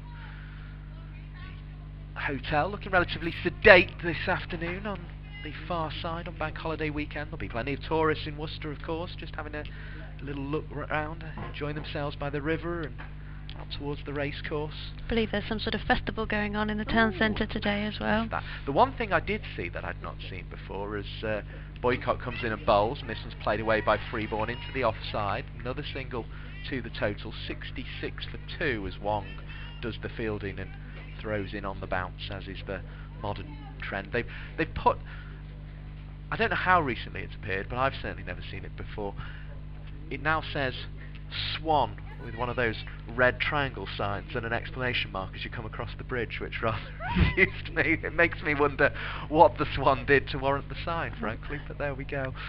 It's a lovely drive in, isn't it, to New Road, although the traffic was a little bit hairy this morning, but it's a nice drive over the river to come into the ground here, which is looking lovely in this August sunshine as Patel comes into bowl to Freeborn, who's kind of pushed that into the leg side, and they're going to get a single there to rotate the strike, and Wongi throws it into the gloves of Chloe Hill. She was beaten there actually. She came down even though she got her bat on the ball. She wasn't at the length, or it didn't arrive where she thought there. She was beaten in the flight, but still managed to get bat on it. Yeah, so Patel into Hyam. She's trying to work it to the leg side. It's just a quick single. It's just dropped, just moves the bottom hand through there and just puts the ball into the leg side just for a quick single. Lightning again are being very good at running between the wickets here and taking their chances. Patel in again to Freeborn, who's looking to go through, cuts that through on the back foot. Is it going to go for 4? No, that's Millie Holmes. Field is 1, maybe looking for 2. No, it's just a single there to Freeborn out to the deep point boundary. The hands on hips amongst the Sparks players. Still just pondering that very good power play start, perhaps. Patel into Hyam, he's gone on the back foot. Well, I'm not sure she knew much about what she was doing with that then. It's kind of gone to, well, maybe if you had a slip in there it would have gone to their feet, but it's actually, so she's just chopped it behind, and she didn't really know where Freeborn called her through for a single. I think she was looking leg side actually, and she sort of chopped it onto her foot almost, and it just rolled out through that slip area. So Patel coming into Freeborn again here. She hit that again through the offside. It's fielded, oh, not entirely cleanly, but it's in for a single there to take the score. I believe that's to 71 for 2. 71 for 2. So both Hyam and Freeborn on 7 at the moment. Yeah, it's did enough, I think, with that piece of fielding. Reminder: England won the Test by an innings and 76 runs this morning. So there's that sweep from Hyam. It's gone out to Izzy Wong, who's on the square leg boundaries, throw that in for a single. So mentioned that Hyam's strong on that sweep, and didn't think it was going to be long until we saw it there, and that was nicely played. Perhaps didn't quite get enough on it to send it to the boundary, but takes the score to 72 for 2. Yeah, it was mid of the bat, wasn't it? But the swing had maybe slightly decelerated just to ensure that was the case, and maybe lost a little bit of the power. But so yeah, the Test match being done means all the focus is on the Charlotte Edwards Cup games this afternoon on your Bank Holiday Saturday. We were back where we started with a Rachel Hayo Flint Trophy game on a Bank Holiday. We're not quite back where we started. Boycott comes in to bowl here. right arm over the wicket from the Diglis end. It'll be her final over that she's allowed as this one's clipped away. It's going to go all the way for 4, and the applause of the supporters will tell you as much. 76 for 2. Well, that never looked as if it was going, but it just rolled away and just beat the fielder out there on the mid-wicket boundary. So yeah, a slight difference in the competition at Charlotte Edwards Cup cricket today. 20 over a side cricket rather than the 50 over cricket of the Rachel Hayes Flint Trophy. But it's bank holiday weekend. You're with Mike Ferguson, Sarah Ginn on the Central Sparks live stream, and it's a delight to have you with us here today as Boycott makes her way in to bowl from the Diglis end, and it's played out into the leg side, and on hand there is Ria Fackrell, who seems to have almost exclusively been given the mid-wicket duties here today. Yeah, she seems to be going from one side to the other in that mid-wicket position, but she's making it her own. She's been right on top of any ball that's come towards her, and of course she took that good catch earlier on in the innings as well. This is Boycott, and this is Hyam driving through the onside, but the tall figure of Arlett will come across and gather the ball before too much damage can be done to the scoreboard. 1 is added, 77 for 2. It's just creeping along, isn't it, the score here, with past the halfway stage. Boycott wanted to start a bit quicker than anyone else on the field was ready there. I think the field is slightly adjusting for the perhaps slightly bigger hitter Freeborn as opposed to Lucy Hyam. As we say, she got 61 the other day, and you can see why. That's going to be 4 runs down the ground. In fact, it's gone all the way. It's 6. She's just lifted that one over the top. Really impressive shot from Abby Freeborn. 83 for 2 the total moves to, and Freeborn with an emphatic strike down the ground, and looks as if she's going to just start accelerating her innings here. Here comes Boycott again. What can her reply be? It forces a prod really in the end from Freeborn into the leg side. I think that almost had the one that it feel that it didn't arrive quite where the batter was hoping for it there, so she just had to improvise and settle for a dot ball. Yeah, and whether she thought perhaps I won't go after this one as well after the 6 of the ball before, but it was potentially there to be hit, but she didn't make the most of it there. It's another dot ball from Boycott, so good follow up to being hit for the maximum. 83 for 2 as we pass 3:15 on your bank holiday Saturday afternoon. The August bank holiday, the sun is out, cricket is on. Could you want for any more, really? And it's nice to see the crowds back as well. I mean, it's not a very large crowd, but it's definitely, I think, things like the 100 persuading people to come to watch women's cricket. And from this time last year, when we were the only people allowed in the ground, to seeing crowds back is really good, and it must be a boost to both sides to have family and friends supporting them. And it's the lovely thing about New Road, actually, we've come out of the commentary box today. We've got a very long wire which has enabled us to do so, and we almost feel as if we're sat as one of the crowd, and it's nice that this competition is going to places like Worcester and Chester and Northampton that perhaps didn't see as much of the 100 and getting a chance to see these stars. So Eve Jones has brought herself onto bowl here, left arm over the wicket, and that's a good delivery to start off with a dot ball to Hyam, who's just got her bat down on that, to Ria Fackrell at mid-wicket, and it's a good start from Eve there. So is Hyam's tactic here just to try and hit the boundary fielders and get Freeborn on strike, or do you think she needs to accelerate herself? We'll get your thoughts after this ball. So Eve Jones again.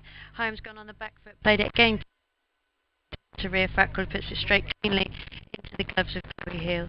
I mean, I don't think Lucy's known for her big hitting, but she can hit these gaps well, and I think putting the bigger hitter Freeborn on strike, but she can get hold of a ball if need be, but let's just see how she goes. So as Eve Jones comes back in, and she's gone for a kind of a scoop there. I don't know if she's got any on that. It's a dive from Claire Boycott on the boundary. I think she may have stopped that, and there's a small chance of a run out. It's actually gone for bye, so it didn't go off the bat. So it's gone to just really behind the wicket-keeper, and it was just a nice diving stop on the boundary for Boycott, just for 2 byes there. Yeah, she sort of just had to improvise, really, didn't she? Having the ball was more offside than she was hoping. So Eve Jones is back into full toss, and it's a hit Lucy, I'm not quite sure where it's hit her there, but it was. I think she wasn't quite expecting it to come to her there. She's trying this scoop shot again, and not sure she's got a bat on it yet, but maybe if she keeps trying it, she'll get there in the end. I tell you the worst place to be at the moment, and that's having the gloves on and being Chloe Hill, because you can't see anything until the ball that's hits. going on. So Eve Jones coming this left arm. Rather, let's go with the ball a little bit in the air, and there's that big hit from Hyman. I think that's gone for 6. Yeah, excellent shot through mid-wicket. Ria Thakral, could you can do anything about that. It's cleared her head easily there, and then so Lucy just almost proving us wrong there that she has got the power to hit the boundaries, and that's gone for a first 6. That's excellent from Lucy. She's moved on to 19 off 18 deliveries, and the score is 91 for 2. But you were saying she likes her sweep shots, and it had a sweepy feel to Feel that. about it a little sweep, bit, yeah. It? Eve Jones, let's see what she's got in reply. That's a bit of a full toss. It's gone, beaten Chloe Hill and beaten the batter there. It's just gone for, I believe, a single. It must have just hit the bottom of the bat there, and Lucy runs through for a single, the last ball of the over, to retain the strike, take the score to 92 for 2. Yeah, I think it just took something as it went past Chloe Hill, as Ria Thakral gives her cap to the extra fielder, Grace Potts, I believe that is, who runs off with it, and that means Thakral will be coming into the attack. A useful cricketer, Ria Thakral. She can provide useful runs with the bat. Proved that in the first game of the Rachel Hare Flint Trophy this year, and she's also useful with the ball as well. Yeah, it's only, I think, her second or third year bowling off spin. She did start as a pace bowler, as many people do really when they first take to the game, but concentrated on her batting for a while, and then she's obviously wants something to do while she's in the net situation, so she's picked up the off spin, and she's taken to it really, really well the last couple of seasons. As a butterfly flutters off towards the Graham Hick Pavilion, Thakral will begin her work, and Hyam will sweep into the leg side. Now that was, well, I think in the end, actually, there was Marie Kelly knew she had a teammate behind her, but for a moment it looked as if it was a little bit of casual fielding, but only one the damage to the total, 93 for 2, as Thakral comes in and gets it through to the gloves of the wicketkeeper Chloe Hill. We're into the 13th over of this game, so 92 for 2 off 12. That feels a strong position again for the Lightning. They had a strong power play, lost a couple of wickets, and they're in another strong position now. Can they take advantage? A dot ball there. Thea Brooks and Gwennon Davis just exchange a tap of hands in appreciation at the field. Almost holding hands, these two, at backward point, and here they're very close together, but obviously the ball is going there, so it possibly is the right position for them to be in. Thakral bowls into the pad of Freeborn this time, and it's a dot. Freeborn looks frustrated that she can't get Thakral away. Clearly the message from the bowler and the captain has been, don't let it go between you. Yeah, well, there's only one fielding disc between them, so they'll be doing well if they manage to find that gap. Now Freeborn's going to take the single here, because she was a good way down the track when she advanced on that occasion, and was able to get through to the non-striker's end. 94 for 2 is the total as Thakral comes on. Throws it up. Hyam sweeps into the onside. It's a vacant onside bar the players out on the boundary. And another is added to the total. 95 for 2. Sparks v Lightning is your entertainment this afternoon on the Central Sparks YouTube channel. You with Mike Perkins and Sarah Ginn. And we have had 13 overs of the Lightning innings. They've been put into bat, and they are 95 for 2. So do you think that decision at the top was more we back ourselves to chase, or was it more we think we can do something with the ball? I suppose it's always difficult in these short form games to know what to do, really. It usually comes down to the performances of the players, but what do you think the thinking was? Yeah, I mean, I think these pitches, they're very lucky that actually the pitch hasn't probably got too much to do with it. They've been playing on really good high quality wickets, and I think after their last successful chase with the runs that were scored, I think they would back themselves to chase a total. As Eve Jones comes into Lucy Hyam, who's tried that chip again, and it's caught. That's a great catch by Anisha Patel there with a backward fine, a short fine, and Lucy Hyam tried that shot a couple of times, and the third time she tried it, she's found the fielder's hands. So Lucy Hyam is dismissed for 22 of 21 balls, and it's bowled Eve and caught Anisha Patel. Well, you were saying she needs to get bat on it. She has, and she's found poor Anisha Patel, and unfortunately, off she walks. But it was,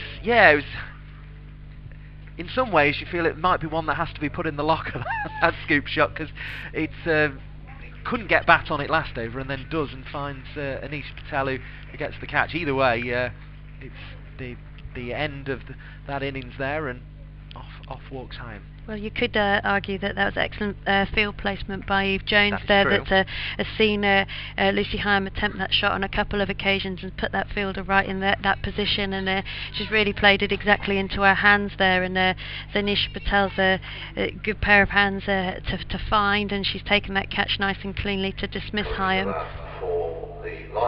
Yeah, another with one a ball there in terms of the runs. 22 from 22 deliveries for Lucy Hyam before being caught by Anisha Patel.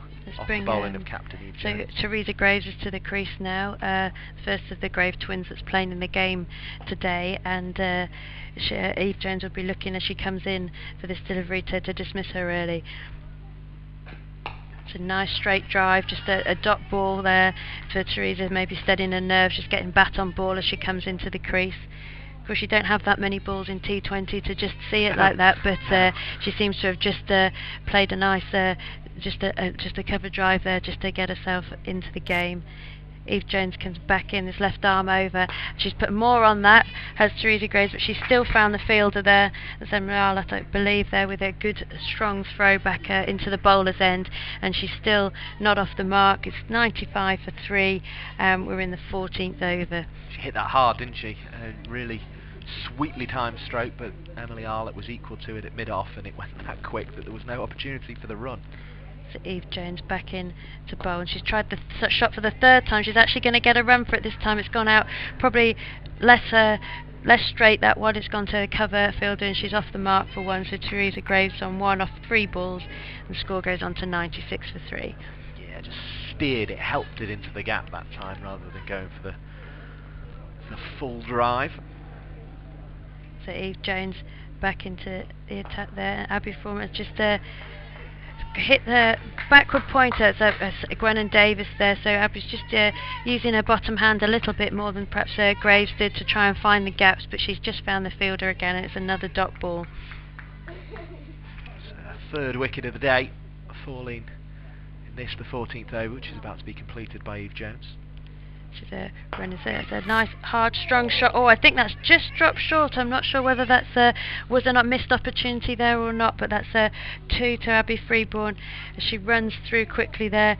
I think that may have been a missed opportunity.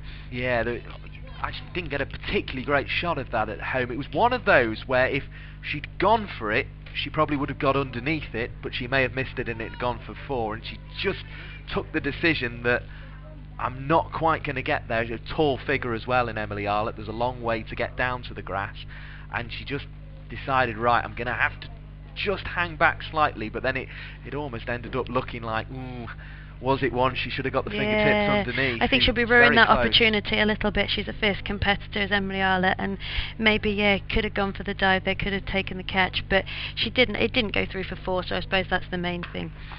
Back row bowling and forcing off the back foot is Teresa Graves, and it's a dot ball. There's been a few too many of them in the last couple of overs from the Lightning perspective. They'll be wanting to limit them. It's lifted over the top, and it's going to go for 4. Just kept inside the rope, in fact, by Emily Arlett. It looked for all the world as if she'd spilt that one over the rope at the far end, but actually it just went right along it, just inside, and she was able to keep it to 1. The 100 is up for the Lightning. 100 for 3 is their score in the 15th over of this game. How many can they add now as this one is through outside the off stump to Chloe Hill? No run. Yeah, Emily Arlett didn't field that as cleanly as she could have done, but maybe just pushed it square, and it just failed to go over the boundary rope. Here comes Fackrell again. Short of a length, hits the pad of Graves, who has another frustrated swish at it. She felt she could have sent that one over backward square leg for runs. Yeah, she's trying to definitely work this into the onside, but not been entirely successful so far. Fackrell's bowling a nice line and length here. Delivers another that Graves comes down the track to and drives into the offside, gets to the non-striker's end as Graves adds 1 to her total and another to the board. She's on 401 for 3 is the Lightning. They'll be wanting to creep up as far as they can really towards the 140, 150s, but of course wickets can make that very difficult, and that's what the Sparks will have in mind. Can they keep it to 120, 130 as bowled by Fackrell, driven into the offside. Boycott will get there and return it on the bounce to Chloe Hill, and the Sparks players run round for the end of the over. 102 for 3 is the score. There are 5 overs to add runs here. You would think at very least they're going to add, what, another 30 at 1 a ball in this time, but it's about how many they can go past that. Can they get up to that 140, 150? Yeah, you'd think that's what the Lightning would be aiming for. I mean, especially after the start that they got, the Sparks have pulled it back really well in these middle overs. They were at 52, I believe, after the power play for the loss of no wickets. So actually, this has been a good performance after that for the Sparks to pull it back. As Jones runs in off her mark, his left arm over the wicket, and that's a good hit. Has it gone? It's just going to be a single there to Freeborn. Just played that quite late onto the cover, just didn't quite make the cover boundary. Yeah, there's definitely going to be a chase again for the Sparks. They did it down at Hove the other day against Southern Vipers. Eve Jones coming in to Teresa Graves. He gives that a big swing. It's beaten all ends up there, but didn't quite manage to take the bails. But it's a big swipe, but actually didn't connect with the ball. Scores elsewhere then. We have the South East Stars against the Southern Vipers in the other game in this group. 129 for 2 in the 16th over. In the 15th over, Diamonds are 69 for 6 in all sorts of trouble against Western Storm. Eve Jones to Graves here. He's taken another big kick at this. Good gone for 6. Yes, excellent. It's a great shot. She was trying to do that the last ball, gave it a little practice shot, and that 6 over mid wicket is really cleared. I think it would have cleared the boundary if it had been right on the fence here at New Road, but that's an excellent shot from Graves there. Yeah, it's in more than we've seen it at New Road today, but that certainly would have cleared any boundary. Real strong swing there from Graves and connected with the ball cleanly enough inside half of the bat, but it went. Let's see what Eve Jones has got as form of a reply. That's a little bit fuller. She's tried the same shot, third ball in a row, so she's connected with 1 out of the 3 of them anyway, but that one went straight through to Chloe Hill. Well, as long as it goes for 6, you're striking at 200, I suppose. Yeah. So it's probably worth the gamble. Let's see what she can do with the remaining 2 balls of this over. Jones is just adjusting the field here. She wants Fackrell right back on the boundary for understandable reasons, but she'd have to go back some way down New Road, I think, to stop Graves here. She's tried a very similar shot, but I think that must just be running through for a single. The gasp you heard was because the ball's hit Chloe Hill on the return. She was appealing for the to the umpire, and then turned around to find that Boycott hadn't seen her back turned and had already thrown the ball in. So there's going to need to be just a little bit of treatment for Chloe Hill. I think as much as anything, it's just stinging a bit, that one. It was yeah, Boycott desperate to try and get the ball in for the run out, but Chloe Hill had her back to her, appealing for I guess the LBW before then, and unfortunately she's taken a bit of a blow, but she seems to be back up on her feet, so hopefully it's not too much of an issue for her. And team doctors running out here, but say Hill doesn't seem too badly off from it. Yeah, I think other than a couple of drinks for the fielders closest to the boundary, there's nothing much needs doing here to Chloe Hill. The doctor does want to check, but as I say, I think it just smarts a bit more than anything, that one, and we can complete the over. The Captain Eve Jones is certainly keen to get on with it here. She's just directing her fielders, Millie Home, going back to the fence over by the covers on the far side. So she's brought Rhea Fackrell back into the ring, interestingly facing Freeborn, who is known a bit more for her big hitting. Perhaps she thinks that she's not going to clear this boundary, but we'll see what this delivery brings. The score we haven't given you in this over is Thunder 96 for 3 in the 17th. Eve Jones coming in. Freeborn's giving it a big... Oh, I think that They're appealing for a stumping. It was a little bit of a fumble behind the stumps. I think, unfortunately, if she'd have taken that cleanly, it might have been a little bit closer there. But the score is 110 for 3 of 16 overs. Well, Hill's disappointed. I mean, she's just obviously been hit by the throw, which won't have helped her either. And then those ones where the batter's advancing down and the ball is almost landing on the back of the crease there, very difficult to take. But a keeper of Chloe Hill's standards probably would have expected the ball just to have nestled in those gloves and been able to whip off the bails, maybe trying to do one before the other ever so slightly. 110 for 3 as Fackrell comes on to bowl, and this one is struck over the top 4 runs. Simple as that. It was threatening the rope itself actually to go for 6, but it was neatly played there by Teresa Graves, who when she does connect, the ball definitely knows it's been hit, and she goes on to 10, on to 14, in fact 114 for 3 is the Lightning total. And she's played that cover drive a few times. That was a bit more lofted, but it did find that boundary nicely. Here comes Fackrell again to bowl, and Graves is striking, and Wong has plucked it out one-handed. Well, she got her feet in all sorts of a mix-up there, but the only thing that mattered in the end was her right hand, and Teresa Graves is out for 14, caught by Izzy Wong off the bowling of Rhea Fackrell. The score is 114 for 4, and that feels as if it will be a blow to the Lightning, because Teresa Graves was just starting to connect with 1 or 2. Yeah, she'd hit that nicely through. She did a cover drive for 4 and she'd started to look confident on the offside, but that one just found, I'm not sure whether Izzy Wong was slightly wrong-footed and then found her feet to take that ball from behind her, but it turned out to be an excellent one-handed catch behind her head, and the pink hair was jumping up in the air with the ball there to take it and to dismiss Teresa Graves. It's one of those that if it goes to the floor it looks horrible, but if it stays in that hand it looks absolutely wonderful, and that's what it did for Izzy Wong there, and she will be very happy indeed with that catch off the bowling of Rhea Fackrell to dismiss Teresa Graves for 14 off her 14th delivery. And Sachi Pai makes her way out to the middle. Brief discussion with Abby Freeborn, who is a dangerous cricketer as she proved against South East Stars, albeit in a chase that didn't bring Lightning victory. As we say, they have a lot of international cricketers missing at the moment, with Tammy Beaumont, Sarah Bryce and Catherine Bryce. As in comes Fackrell to bowl to Freeborn, who seems to be a lot of discussion there about whether the batters actually crossed, because obviously that ball was hit quite fast to Wongi there, and then it's been that Freeborn's been on strike, whereas I don't think that was expected. Fackrell into the pitch, but it's been swept away behind square, and Millie Holm won't quite be able to keep it within the ropes, and 4 are added to the total, 118 for 4. Yeah, no, there's, I mean, they consider this a derby, these two. They consider it a rivalry. I know they were talking after the games that were played last year about that, and both of those in the 50-over format went in favour of Lightning, but Sparks bowled Lightning out cheaply in the first meeting in the Charlotte Edwards Cup, as this one's chopped away into the offside. Wong just about manages to keep it in the ring, but doesn't prevent a single. 119 for 4, you with Mike Perkins and Sarah Ginn here at New Road today. Sun slightly just crept behind a cloud, and brings a slightly cooler feel, doesn't it, here? Yeah, it's approaching autumn, the end of most people's seasons, but there's still quite a lot to going on for the Sparks and the Lightning for the Rachel Hayhoe Flint and the Charlotte Edwards Trophy.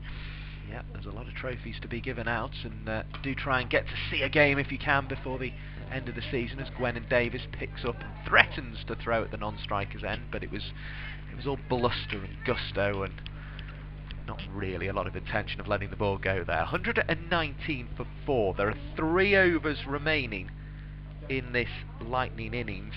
We were talking about how far past 120 they could go. Well, they're nearly there. They're a run away, and they're going to have the best part of 3 overs to add to that. So we shall see. Look as if they're going to be among the top scorers in the country, although South East Stars are on 149 for 3 now in the 18th over, so putting some real pressure on the Vipers, who lost to the Sparks, of course, on Wednesday. Yes, so Nisha Patel on for her last over here. She's making sure she gets her field exactly right. Freeborn is on 23 or 25 deliveries, and we know she can hit the ball, so she's making sure that field is right while she runs in tosses that up. It's a nice hit from Freeborn. Oh, unfortunately it's a dropped, missed opportunity from Emily Arlett there, who's also gone for the one-handed technique today. I think she's just gone to hit a nice straight drive, just a bit too lofted, and it's gone to one hand of Emily Arlett, but unfortunately not both, and it didn't stick. Misjudged it there, really. Definitely looked as if she could have got two. Mentioned that field, 3 back on the leg side, mid-wicket in the ring. We've just seen Boycott come across to a short fine position. 1 back on the offside and backward point, extra cover, and mid-off where the catch was dropped. Nisha Patel, nice flight to Sachi's tried the sweep there, and there's a big appeal for an LBW, but it doesn't look like it's going to be given. Sachi Pirate still yet to score. She's desperate to get off the mark. You can see her trying to work the ball to the onside here, off the bowling of Nisha Patel. Comes in for her 3rd delivery of the over. Little bit shorter, Sachi's gone on the back foot, but all it's gone straight back to the bowler. And Pi's got to be feeling the pressure here, having not yet managed to score off any of these deliveries, and she needs to get the Freeborn back on strike. Patel coming back in. And another short ball. It's nicely hit by Sachi Pai into the arms of Ria Fakra. Oh, that was a close shy at the stumps. That's coming back in from the other boundary, and looks like it will be a run out. So Sachi has run out there, coming back for the second. It's a great throw in from the boundary from Millie Home. It was nearly a chance at both ends there, and they took one. Chloe Hill took the bails off to dismiss Sachi for 1 run.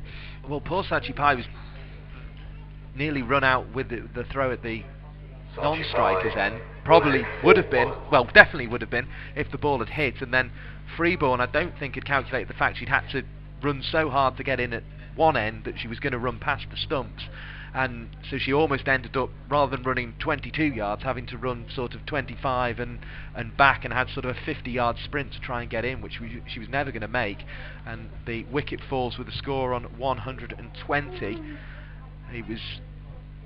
I understand the need to, of course, try and run everything as hard as you can at this stage when you've got the wickets in hand, but it did feel one that Sachi Pai was never going to make I think back. Freeborn calling through for the second perhaps should have looked up to see where her partner was before she made that call, and Sachi was well short of her ground on that second run. Because it was not even like it was to regain the strike. No, you could understand end, it if Freeborn was trying to get back on strike there. But this brings Ella Claridge, the debutant, to the crease as Patel comes into bowl. And is she going to get off the mark with her first ball? Yes, she is. So that's her first her first delivery for the Lightning, and she gets off the mark to take the score to 1-2-2 for 5. Plenty of chatter out there, plenty of discussion. I think the Sparks will be feeling quite happy at the moment with the way this over is going and the way they're restricting their opponents. It started with a score on 119. It's only progressed to 122. So 3 runs at the moment is a very good return at this stage, but of course Freeborn could change all that here. This is the last delivery from Manisha Patel's spell. She tosses it up. It's a lovely sweep shot, but it's only gone for 1 out to Isabel Wong on the deep square boundary, and that is the end of Manisha Patel's spell. She's bowled really nicely. Yeah, it was a very fluid sweep that from Freeborn. Regains her the strike, importantly, so she will, 12 balls of the innings remaining, be on strike here as the score looks to build for Lightning, and they'll be very happy, I think, with 140 from here, wouldn't they? And actually they need to make sure they get the 130 as well, as Ria Fakral will have the ball in hand. Her 4th over. Captain Eve Jones has 1 left, and then Wong and Arlett have a couple of overs each as well. There's an appeal for LBW. The umpire's not interested. The ball's gone for 4. It's swept away. 127 for 5. That's not the cleanest strike Abby Freeborn will ever get on a ball, but she will take that at this stage, and it's a good start to this over, having struggled a little bit in the previous one. Just 4 from it, which at this stage of the innings is perhaps a low return. Yeah, Freeborn's worked that nicely behind square. Let's see what she does with this next delivery. In the bat high, down the ground down the track she goes and hits it hard at Eve Jones, and actually you can tell how hard she hit it by just how far it ricocheted off Jones's body. If she hadn't got there, that was definitely 4, but in the end the result is 1 more to the total, and Claridge comes onto strike. Not sure that actually hit Eve Jones on the hands either, the way it ricocheted off there. Let's hope that she's not got too many bruises from that delivery. Ella Claridge waiting for Rhea Fackrell to throw this one up. It's gone up in the air. This should be an easier bit of work for Eve Jones, and it is. She's caught Ella Claridge. Well, had to go about her business in a positive attacking way there, did Claridge, but didn't get enough on the ball. And she is dismissed for just the 1 run from her second delivery.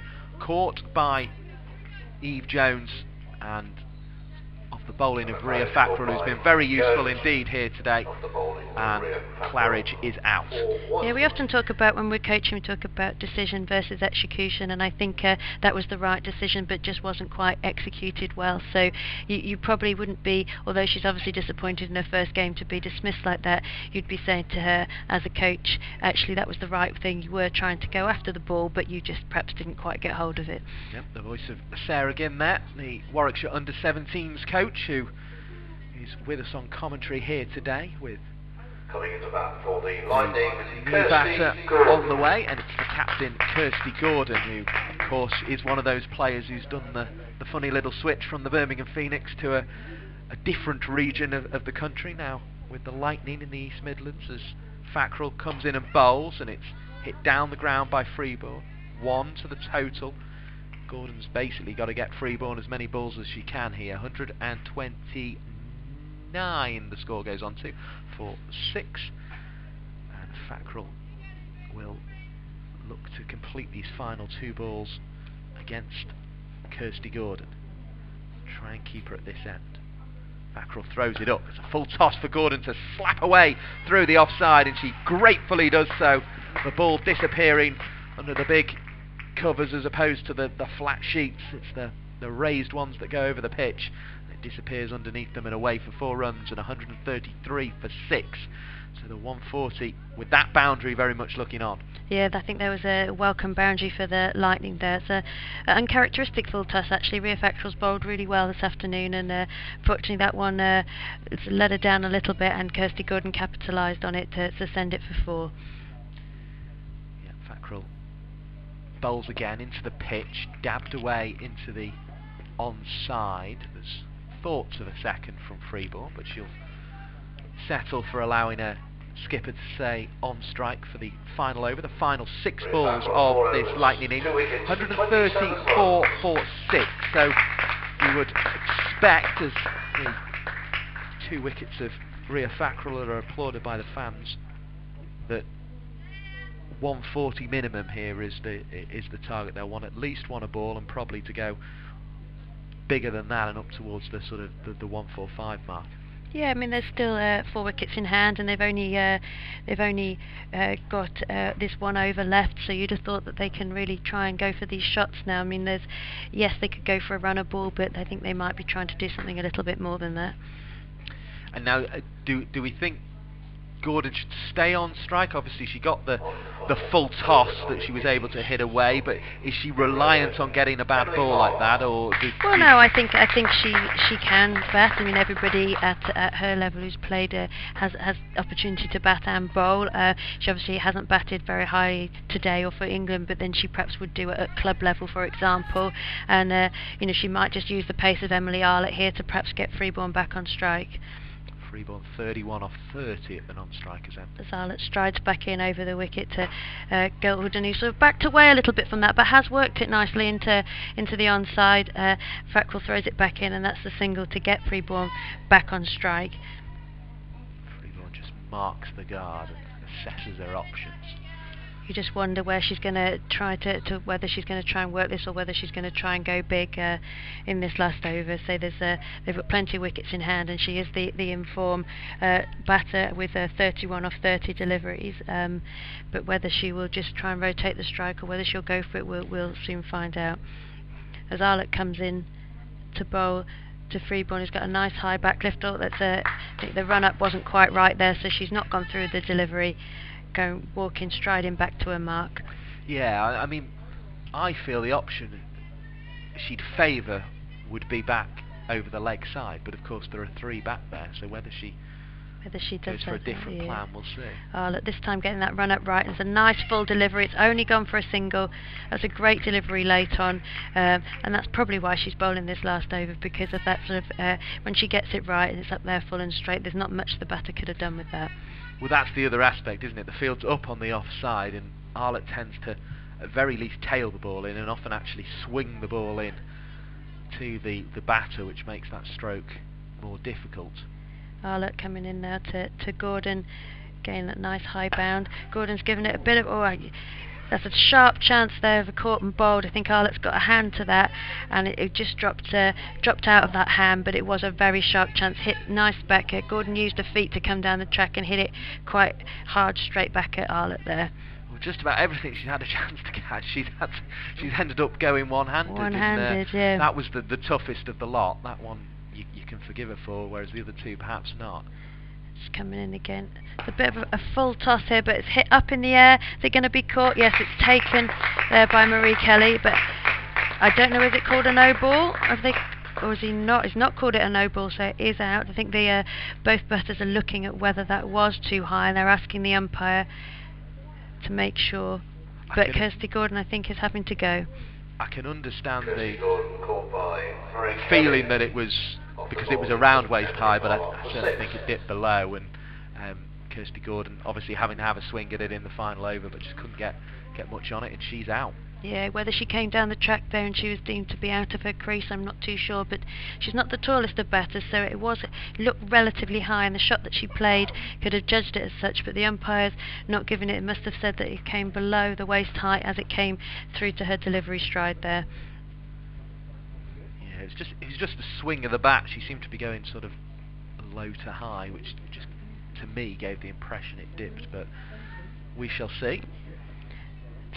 Score is 136 for 7 now in this last over, with 2 deliveries left. And Sophie Munro comes to the crease at the non-striker's end, and Freeborn is going to be facing one of these last 2 deliveries as Arlott comes in to bowl again, drops it in a little bit short, and it's gone straight through to Chloe Hill. Well, we said 140 was the minimum target. It's looking tough to get off this last delivery now. Well, yes, I mean there's been a couple of dot balls, hasn't there? And they missed although it was a drop catch, it wasn't actually a run off that ball as well. And obviously the wicket has prevented any runs happening on that delivery. And this is Arlott comes in for the last ball. Nice full delivery. It's got something on it. Is it going to be? Oh, it's an excellent catch there. Really brilliant piece of fielding. That's Eve Jones has taken that again. The one-handed catches seem to be par for the course today. And Eve, being a left-hander, she's got that left-hander stretch up there. She's a tall girl, and she's taken an excellent catch to finish the game, finish the innings. Sorry.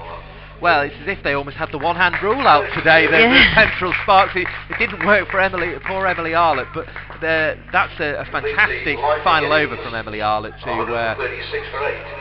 to restrict them the way they have. 137 the target, and you feel Arlott's almost taken sort of probably 4-8 off that just by the way she bowled. I mean, it looked for all the world as if that final ball was going to go for 4, and then all of a sudden the hand of the captain came up and was able to make the grab and ensure that 136 is the Lightning's total. How do you assess that? It seemed to me, at least, as if there was some very good and some very bad in that from Lightning, in the fact that they kept getting in good positions with really good strong stroke play, and then almost couldn't capitalise on them. Yeah, it seemed to me that they could hit the boundaries well, but the actual strike rotation and taking the singles seemed to be a little bit where they did struggle today. I mean, the batsmen did get stuck at the crease a little bit, and they perhaps they could rue a few singles. They'd be counting them up there and seeing how many they may have missed, and they probably have got quite a number there that they could have capitalised on. Well, I will run everybody through the scorecard. If you need a quick break, Sarah, now's probably a good time to just grab that quickly. We're here, a reminder, at New Road for Sparks versus Lightning. It was the Sparks who won the toss, and they decided that they were going to have a bowl first, and they managed to restrict Lightning to 136 for 8 from their 20 overs. It began with an excellent partnership in the power play, which brought the score to 54 without loss from the 6th over of the innings. So a superb partnership between Sonia Odedra and Beth Harmer at the top of the innings. It was Harmer who was dismissed first with the score on 55. She was bowled by Boycott, who'd been going in that over straight and trying to hit the stumps and was getting the pad and creeping down the leg side with a wide, but when she got it right, she knocked the bails off, and Harmer was out for 26 from 19 balls, hit 4 fours and a 6 in that innings, which was very impressive indeed. Odedra then departed in the next over, the 8th over, with the score on 57. She was caught by Rhea Fackrell at mid-wicket off the bowling of Anisha Patel, and those two, Boycott and Patel, started to get the sparks back into the game a little bit with those 2 wickets in 2 overs. A decent little partnership then developed between Freeborn and Lucy Hyam. It took the score on to 95 from the 57 where it had been, and so a neat little partnership of 38 between Freeborn and Hyam before Hyam was out, caught by Anisha Patel at short fine leg off the bowling. Eve Jones had been looking for that scoop shot and not getting bad on ball. When she did, it went straight to Anisha Patel, and that left Freeborn to kind of try and be the player to steer the innings through. She was given good support by Teresa Graves, who when she connected with the ball, she connected with it really nicely and hit a 4 and a 6, but made 14 from 14 deliveries before being caught by Izzy Wong off the bowling of Rhea Fackrell. Sachi Pai then was run out in slightly bizarre circumstances, in the fact that she was nearly run out at the non-strikers end. The ball went for overthrows. Her partner hadn't spotted that she'd gone all the way, run past the stumps, and almost had left herself a kind of a 50-yard sprint in some ways, going one way 25 yards and then trying to get back the other way, and she was never going to make it, and was run out with Millie Holm throwing into the wicketkeeper Chloe Hill. Pye making just the 1 run from her 4 deliveries. Claridge then, in her first appearance for Lightning, coming out, was caught by Eve Jones off the bowling of Rhea Fackrell, made just 1 run from 2 balls. That was left the score at 128 for 6. 136 for 7 then was the score when Kirsty Gordon, who hit her first ball very fluently through the offside on the full toss for 4, but only made 6 in the end before being caught by Marie Kelly in the final over of the innings off the bowling of Emily Arlett. It was a very well delivered final over, and it brought 1 more wicket, that of Abby Freeborn, off the last ball of the innings, caught one-handed by the captain Eve Jones. Freeborn making 32 from 33 balls, including 2 fours and a 6. So that left the total 136 for 8. That means the chase will be 137 for the Sparks. Sarah Ginn alongside myself, Mike Perkins here, just running through the bowling figures as well. Izzy Wong's 2 overs went for 21 runs and she didn't get a wicket. That was largely due to Harmer's attacking approach. 3 overs for Arlett. She went for 13 runs and took 2 wickets. Boycott, who was impressive in her 4 overs, went for 27 runs and took a wicket. No maidens at all in the Sparks bowling innings. Patel 4 overs, 27 for 1. Eve Jones 3 overs, 17 for 1, and Rhea Fackrell probably the pick of the bowlers, I would say. 4 overs, 27 for 2. So how would you, is that how you'd assess it, Rhea Fackrell probably the pick of the Sparks bowlers for you there, Sarah Ginn? Yeah, I mean, I think as an overall spell, that was probably the best one of the day. I feel that Emily Arlett's last over there was exceptional as well. I mean, perhaps early on in the day, she did go for a few too many runs, but there were some very good deliveries within those, and I think Anisha Patel had a good couple of overs as well. But the whole spell as a whole, I think Rhea Fackrell would have just pipped it. Yeah. And 137. Sparks favourites at this point? I would say so. I mean, I think we discussed earlier that perhaps after their victory last week that they would fancy themselves to chase this down. Marie Kelly obviously in great form with the bat before, and the skipper Eve Jones. And you know, there's some small boundaries here. Eve hits it very hard, and Marie can work it really, really well. So they complement each other, and they'd hope to get off to just as good a start as Lightning did in the power play, and then capitalise from there. Looking forward to watching Marie Kelly bat. Yeah, she's. I think she would have been disappointed not to take a bigger part in the 100. But what a better way to show them than to go out there and get 100 in your very next innings. And I think they played to her strengths early on, and she got some runs under her belt, and then she just grew in her confidence. You could see as her innings progressed, and she really took it to the opposition. And you know, that's how she can play. And I'm just pleased that she showed everybody that on the big stage. Starting to see some purple-kitted Lightning players appearing on the outfield to go through their fielding drills. Always a quick turnaround, of course, in T20 cricket, and we will give you the scores between innings elsewhere. So the chase for the Southern Vipers will be 168 against the South East Stars. It feels quite a few to me, that, although, of course, a chase of 163, I think it was, the other day, was made look quite easy by the Central Sparks. So we will see whether that turns out to be a difficult chase for the Vipers, who are at the top of this group in the Charlotte Edwards Cup. Of course, Charlotte Edwards likes winning an inaugural tournament. She was denied in the 100, of course, at the final hurdle by the Oval Invincibles only a week ago. It feels longer than that to me, Sarah Ginn, but we will see how events at the Ageas Bowl in Southampton pan out there. We'll keep an eye on those for you.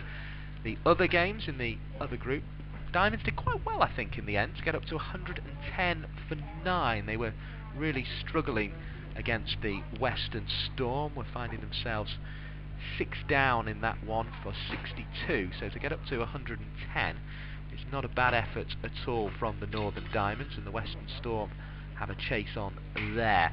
And Thunder, they set 125 for the Sunrisers to win. Sunrisers are 1 without loss in that one as they begin their reply. So we will see Lightning take the duties in the field here at New Road. And when they came here last year, they arguably put in one of their better performances, I thought, in the Rachel Hayhoe Flint Trophy. And they're quite a curious side, Lightning, in that they seem to produce some very good kind of one-off performances. I saw them at Chester earlier in the season, and very, very impressive, but replicating it seems to be the challenge. And I suppose they do tend to have quite a young side with the link to the university, so perhaps that is part of the challenge there, and one of the things that maybe makes it makes it more of a challenge. The fact they have that group of young players, to finding that consistency, I presume, can be hard. Yeah, I mean, I think some of them are making their first appearance on a big stage and trying to make a name for themselves. I think what we will see is some very strong fielding, some girls who are fast across the ground and getting this ball in hard and fast. I think they're drilled hard by Rob Taylor up at Lightning on the fielding, and I think that we will see them raring to go. The Sparks, in contrast, whilst they fielded quite very well today, they're slightly older side made up of some more experienced cricketers, so it's a different mix altogether. Yeah, no, the Lightning sort of set up with that link to the university. It is an interesting one. I enjoyed speaking last year to Grace Ballinger, who's playing today, and we'll be seeing bowling some of her left arm quick. She was injured at the time when up at Egbert, but she came and had a chat with us during the Rachel Hayhoe Flint Trophy last year, so was able to yeah, it was good to speak to her and find out about her cricketing assets, but also the fact she's an English literature student, I believe. So she's having a good break from that well, today. Grace Ballinger, of all of these girls, will definitely know this opposition. She's a Warwickshire girl, born and bred, and she's played. In fact, her and Izzy Wong grew up together in the same age group at county age group sides, and they'll know each other very, very well. She's played alongside at club level. She would have played with Marie and Thea at Warmley, so you know she definitely knows these opposition well. Yes, and actually interesting with Marie Kelly striding out is one of the, we were speaking about Kirsty Gordon being one of the players who's sort of moved regions. Now we've gone back to the regional stuff from the 100, and of course Georgia Elwitz was run out with a direct hit from Marie Kelly just weeks after, in fact less than a week after being her teammate, which is there's so many of these little connections, because obviously it's a world where people do know each other, women's cricket. Yeah, Loughborough's known for its for women's cricket as well. So both, so Marie Kelly was a Loughborough student, as was Gwennon Davis. So they've all crossed paths at some time or another. And Claire Boycott as well, I think, wasn't it? Yeah, I believe so. Sort of says biggest achievement was winning the varsity final with Loughborough. So yeah, it's certainly a bit of rivalry. 1-3-7 the chase. You're with Mike Perkins and Sarah Gill. Rose coming in from the digs end. Oh, so straight off the mark. I think that's going to go for 4. First ball from Eve Jones. An excellent shot. It's gone straight through the cover boundary. She looked effortless there. She's just probably not even taken a run there. She looked straight at the ball and thought that's gone for first ball. Yeah, enjoyed that. Good start. And it's a shot of a batter in form. 4th top scorer in last year's Rachel Hale Flynn Trophy, 4th top scorer in the 100, even against all the international players. She's worked this one. Is this one going to go to the boundary? No, Lucy Hyams coming round, so she's worked that backward of square, and it's just gone for a single off the second ball. So that takes us straight to 5 for none off the first 2 deliveries. She starts this game with 129 runs, in 4th position in the run scorers in the Charlotte Edwards Cup scorers this season, and she's got 160 in 7th position in the Rachel Hale Flynn Trophy top scorers. But I think that 100 achievement was the biggest one in many ways. Sarah has let you bring this ball. So Munro is coming in now to Marie Jones is set again. That's gone out to square leg boundary. Is it going to make the boundary? Yes, it is. It's an excellent shot from Marie. That's just where she likes, and that'd be a great shot to get her settled first off. So she's hit that for 4 as well. So it takes the score to 9 for none off just the first 3 deliveries. And if Eve Jones is a batter in form, that was the shot of somebody who's made 100 on Wednesday from Marie Kelly. Just saw it right where she wanted it, and already Sparks are on to 9 in their pursuit of 1-3-7 to win the game. Yeah, and I think at the moment Lightning are bowling to the strengths of the Sparks players, and it's just it's getting them settled. They need to do something about this pretty quickly as she's coming in to Marie Kelly, who again has got some bat on that. I believe it may go down to the fine leg boundary for another 4. Oh no, the umpire's giving it a leg byes, but still a boundary, and it's a much needed one straight off in this power play. Very good start from the Sparks here, and their very attacking options at the top of the innings in Kelly and Jones. They've taken a while to settle on their opening pair, but these two seem to be laying a good claim to it. So Munro coming from the diggings end, running down this hill. Kelly hasn't played that one, and it's been given a wide. Did look quite wide of the off stump here. It's a little bit of pressure on the bowling team straight up, and that takes the score to 14 for none. So 1, 2, 3 already the target reduced to by these two. They've almost brought it down to a kind of, feels almost like a one-ball chase now. So Munro's got that one a bit fuller, but is that going to be another wide down the leg side? Yes, the umpire's given that a wide again there. She needs to find her line quite quickly here, Sophie Munro. I think she's been a bit unsettled by those first few boundaries, but she needs to pull it back and finish this over strong. It's phenomenal the way the modern player can do this, though. They've clearly just gone off the pitch, gone, right, we're going to hit some boundaries in this first over, and we're going to put the pressure on Sophie Munro, and she's feeling it. She's feeling it, definitely. So coming in for another delivery. Let's see where she gets this one. That's a little bit better. It's chopped by Marie Kelly, and again I think this may make the boundary. Is it going to be an excellent stop on the boundary?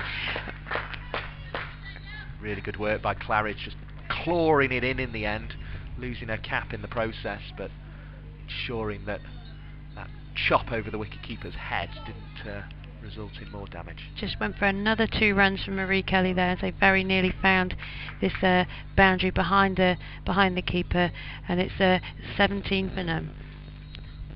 Moreau will be keen to complete this over with a good delivery here as she comes in, bowls it nice and full. Kelly's hit it in the air. Is this going to be taken? Lucy Hyams underneath it, and it is. No, don't think that was Lucy Hyam there. Sorry, I can't. Beth Harmer has taken that catch. Excellent Sorry, Lucy was next to her at point fielder there. It was taken by the cover. So Marie Kelly's got to be disappointed with that after the start that she got there and the runs they got in that first over. She's just top edge that one in the air and it's gone. She's gone. So Sophie Munro caught Beth Harmer 4-6 and the score is 17-1. Well, I mean, she, as I say, looked like a batter on the back of 100 with her first shot, but maybe got a little carried away with it there. But you can't blame her. They've come out with a plan here that they're going to strike the ball and strike the ball hard. And okay, it's led to Marie Kelly's downfall, but already they've got it down to 120 to win. So it's okay, slightly more than one a ball, 6.3 I think the required rate is showing at the moment. But it's up to the rest of her teammates now. But it's really taken something off that chase. Yeah, I mean, you could argue perhaps she didn't need to play that shot after the number of runs they'd got in that over, but at the same time, this is T20 cricket. Every run and every ball counts, and if it was there to be hit, then it was there to be hit. She just didn't quite get hold of it, and it was unfortunately caught out. Well, we're going to see Grace Ballinger bowling here to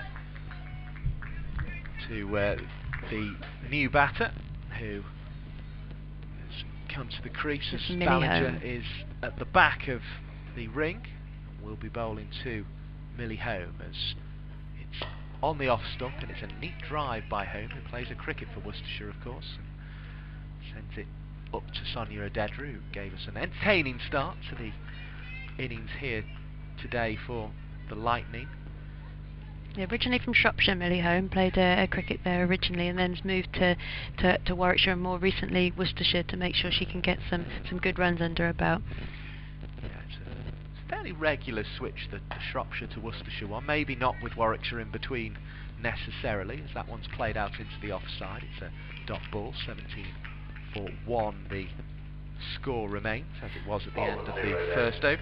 Well, Shropshire being classed as a minor county, I think the bigger counties such as Worcester and Warwickshire do have more access to training for these girls, but this regional system now with the Central Sparks is hoping to kind of bridge that gap a little bit and make the girls from any county in the region Ballinger have from an the New opportunity. Road end, and this is going to be out, caught at cover. It's an attempt to sort of pull it away really from Millie Home. She didn't get hold of it. I'll confirm the catch in a moment. I believe it was Kirsty Gordon. Might have been Kirsty Gordon, the captain. It had that look about it of a Kirsty Gordon catch, the way she sprinted in enthusiastically just to get herself in position and then continued that run into the celebration. 17 for 2, Home out for naught, and after the positive start that we've seen, there's a little bit of a problem all of a sudden for the Sparks in the fact that they've lost a couple of wickets, and it's Gwennon Davis who will walk out. Of course, a very useful operator in her own right, but a clatter of wickets as well as a clatter of runs to start this Sparks reply. Yeah, I mean they got off to an excellent start, but these 2 wickets have put Lightning straight back in it. Let's just see how Gwennon plays now. She's got a lot of time at the crease, 20 overs. I mean, there's only really been 1.3 gone, so she's got a long time to play, and she's got a lot of talent, has Gwen, and she's just got to play her shots and play her game in this situation now. She was in the nets as I arrived this morning, was Gwennon Davis. She was hitting it quite cleanly, it has to be said. But Grace Ballinger hasn't conceded a run yet, and already has the wicket of Millie Home. 120 to win. Half an over has disappeared in the Sparks reply without a run, and it's cost them a wicket as back on the crease goes Gwennon Davis, looking very comfortable and happy, and almost as if all the parts of the body were in good working order there as she moved back into her crease. Yeah, she won't be too worried about getting off the strike straight away, especially after those two quick wickets, but she just needs to play her game here and play nice and straight when the opportunity arises, and put the bad balls away. Ballinger bowls full, and it's driven this time off the front foot by Gwennon Davis, so both directions working well, but neither bringing a run for Gwennon Davis. And we were saying there wasn't a single maiden in the Sparks bowling effort. Well, we could be on course with the final ball of this over for a wicket maiden, just the second over from the Lightning. Here comes Grace Ballinger to bowl short outside the leg stump, and has rather screwed that little last sentence up in a ball of paper and thrown it in the bin there, because she's now conceded an extra. 18 for 2 the score. That was unfortunate that Grace just pulled that one down the leg side. It is a different line to the left-hander that she's trying to bowl here, but she didn't quite get it right in that delivery. Tall figure, looks as if she's the sort of person who enjoys her cricket, Grace Ballinger, as she bowls into the pad, enthusiastic appeal. I don't think that was one that's going to particularly interest the umpire on this occasion. Indeed, it looked from the replay there as if it was creeping down the leg side, shall we say, to maybe be a little kind to it. 18 for 2, so after 17 runs and a wicket from the first over of the power play, 1 run and a wicket from the second over. 2 more contrasting overs I don't think you could find. Well, no, I think that was so we talked about this Loughborough team being a young team, but Grace Ballinger, even at her young years, has got quite a lot of experience, and she bowled nicely to a plan there, and I think she got her what she deserved from that over. Voice of Sarah again, the Warwickshire Under-17 coach, alongside myself, Mike Perkins, here at New Road. A little bit of wildlife you might be able to hear in the background. Got a pigeon up there on the rafters, tweeting away. So once again, we're seeing a spinner come on in the power play here after that first over from Sophie Munro. Went for quite a lot of runs. They're bringing on the experienced Lucy Hyam on this over. She's moving the field around to get it right for the informed batter that is Eve Jones. Hyam's coming in now. Nice little bit of flight, and Eve Jones just gets a little bit of bat on that. Just a sighter really from Eve there, just looking at how that ball's playing on the pitch. And I think there's a little bit of turn for Lucy Hyam there. And she was the domestic player who really stood out in the 100, wasn't she? Getting into that top 10 run scoring list. Another delivery from Hyam that's hit nice and straight from Eve Jones, but there is someone on that boundary there on long on, so it's just a single to Eve there. Yeah, everybody else was either an international or an overseas. Yeah, she did very, very well, and everybody was very pleased for her. I think they were also disappointed at the Oval. They couldn't quite get to the final, but she must be proud of how she performed. Yeah, it was a very, very good performance indeed from Eve Jones. 233 runs in the 100. So Hyam to Gwen Davis has gone back in a crease and worked that to Sachi Pai in mid-wicket area for another single. Stroke that one from Gwen Davis. Yeah, nice little compact batter. She just put bat on ball and just worked that easily. Hyam in again to Eve Jones. She's put her hands through the ball, but it hasn't beaten that fielder there, so it's just gone for a single to a mid-off area. Has a real flourish though on the pull and the cut, does Davis when she wants to, but the rest of the time, yeah, very, very compact. So Hyam in again to Davis here. So there's a shout for LBW from Hyam there. It's not overly enthusiastic shout, it must be said, from the rest of the team, but the umpires turned it down. Yeah, it's unlikely to be given. I felt that one. She was a long way down. Hyam again to Davis, who once again has worked it into that leg side. Hopefully this will help her get settled. Just these singles and just ticking the strike over and just finding the gaps. So the score is now 22 for 2, Jones on 7 and Davis on 2. Yeah, took that one nicely away. Vipers in trouble here. 27 for 3 as I flick over onto their stream. Got a big chase on their hands, still requiring in total 169 for victory. The target here is 137. That's another 115 more for the Lightning to get against Sparks. Western Storm 14 for 3 against the Northern Diamonds, who managed to make 110 in their innings, and we are seeing the Sunrisers 19 without loss as they chase down a target of 121. As settling over the bat now then is Gwen Davis facing Ballinger, turning into the leg side. There's a dive and it doesn't stop the ball, crucially, from Yvonne Graves there. A single is taken. 22 becomes 23, 114 to... So it was one of those singles you weren't quite sure whether it had gone through the fielder or not. It took them a while to discover that she'd been beaten, and they just scurried through for a quick single. Jones marks the guard with the wicketkeeper Freeborn up to the stumps for company. And in comes Ballinger to bowl. Left arm over the wicket, down the leg side it goes. Great keeping by Freeborn, bringing the ball back to the stumps, but unable, or unnecessary for her to take the bails in the end.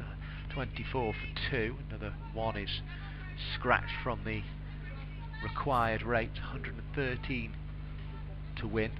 So 125 is the chase for the Sunrisers, who are 19 without loss against Thunder. Say Storm in the other game in the group in trouble at 14 for 3, chasing 111 to beat Northern Diamonds, as this one's played down the ground. The bigger chasers in this game here, 137 for the Sparks, who weren't able with that Eve Jones drive to make any progress towards that.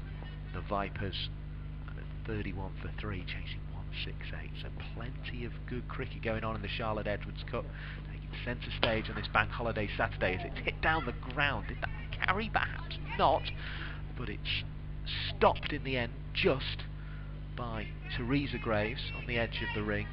I'm not sure that carried. I think it was just one no. bounce and into her, but I think in the end she did well to stop it, having not been sure whether to go for the catch, or similar to we saw in the first innings there. Yeah, it wasn't quite like Emily Arnott's in that it didn't ever feel like she was going to get under it, which is why there was not too much disappointment from the Lightning players. As this one's flicked nicely, and this will go away for 4 past Yvonne Graves this time, who was at short fine, and that is another valuable boundary to the total. 29 for 2. It's Gwennon Davis with a neat flick who gets it off the knee roll, basically down too fine leg, and she'll be happy with that. 29 for 2 then. That's one more ball to come in the 4th over of the innings. At this stage, at the end of the 4th over, it was 32 without loss for Lightning. Similar in terms of runs, but 2 wickets down for the Sparks, and of course Lightning did slow up. That one's a wide ball, which will make it 30 for 2. Grace Ballinger struggling a little bit with the line here. Both left-handed batters, but slightly different in stature, so trying to find the right length and line is proving a little bit difficult, and Gwennon Davis very strong off her legs, so you don't really want to give her anything that goes there, because as we've seen, it's just flicked off for runs off the pads or off the legs. Quick word from the captain, Gordon, who jogs back to her position at mid-wicket. Ballinger on her way. Left arm over the wicket, looking for that pull stroke that Davis likes, but she only finds Gordon via the turf of the square at mid-wicket. No run on that occasion. I think Davis thought that was going to come up a little bit more than it did there. She went through the pull shot but didn't quite connect with it how she would have liked. It was on her quite quickly, as Millie Holmes' dismissal was actually. We have mid-off cover, extra cover, conventional cover, backward point, and third on the offside as Ballinger comes in and bowls. And this one is cracked away, and this time she's onto it, Gwennon Davis, and this time it's 4 runs. And with that on the runs column, Sparks move into the lead at the end of the 4th over, 34 for 2 compared to the 32 without loss of the Lightning. The chase requires another 103 more for victory. Yeah, still in the power play here, so still only the 2 fielders out, and Gwennon Davis has found that gap really nicely there. Seems to have been quite a long 4 overs so far, but there's been a lot going on with the fall of the wickets, and there's been quite a few extras as well, which hopefully Lightning will be thinking they should be cutting down on now. Really cracked that second one away, didn't she, Gwennon Davis? There didn't seem to be a lot of difference between the 2 deliveries. It was just that Davis was... It was almost, you can bowl a 1 there and perhaps rush her a little bit, but you're not going to bowl a 2. She really got hold of that second one, didn't she? And Hyam into Eve Jones now. So the off spin, and Eve's trying to work that off her legs, but it's just gone far as Graves, who's picking it up, throwing it back to the keeper. You feel that Lucy Hyam definitely knows her field and where she wants her fielders for this bowling, because it's gone to this backward 45 fielder on a number of occasions. So Hyam bowling to Eve Jones again, who smacked that through. That's an excellent shot, that's gone for 4. The great cover drive by Eve Jones there. Again, it's like the first ball of the whole innings. She knows that it's going to go for 4. She just watches it go, and it's a beautiful shot. Yeah, it was flighted up, and it was wide of the off stump, and you mentioned that field. I mean, it's very much set for trying to bowl a bit straighter than that. She was punished with 4, 38 for 2. So Hyam again to Eve Jones. It's a little bit fuller, and it's a nice, she just flicked it into mid-wicket for no run.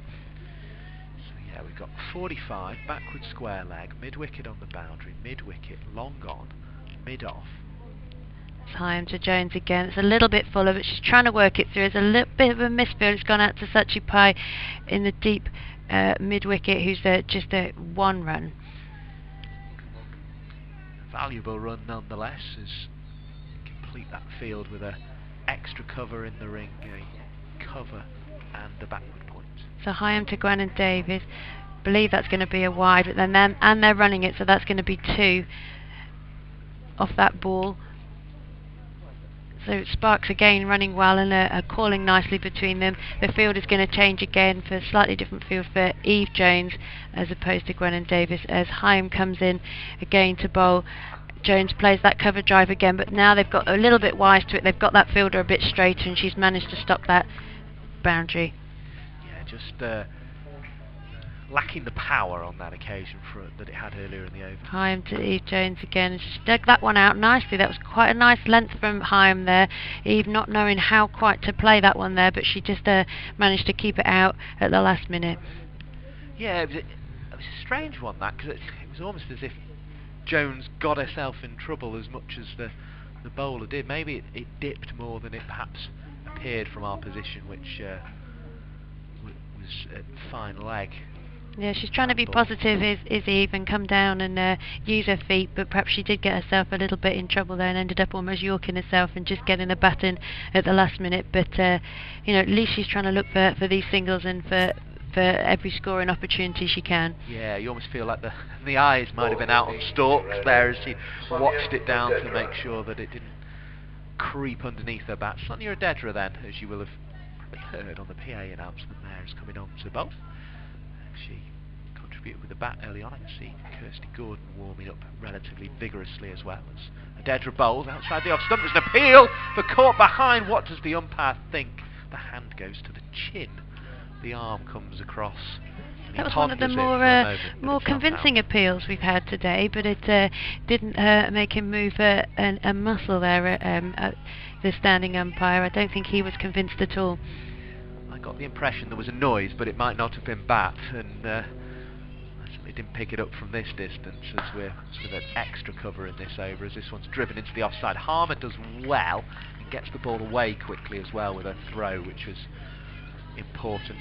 Yeah, that was hit nicely by Gwen Davis, but she ran really positively straight away, and the Harman went to floor, so it was a difficult chance for her to get up and throw that into the wicket. So they took advantage of that and got that quick single in.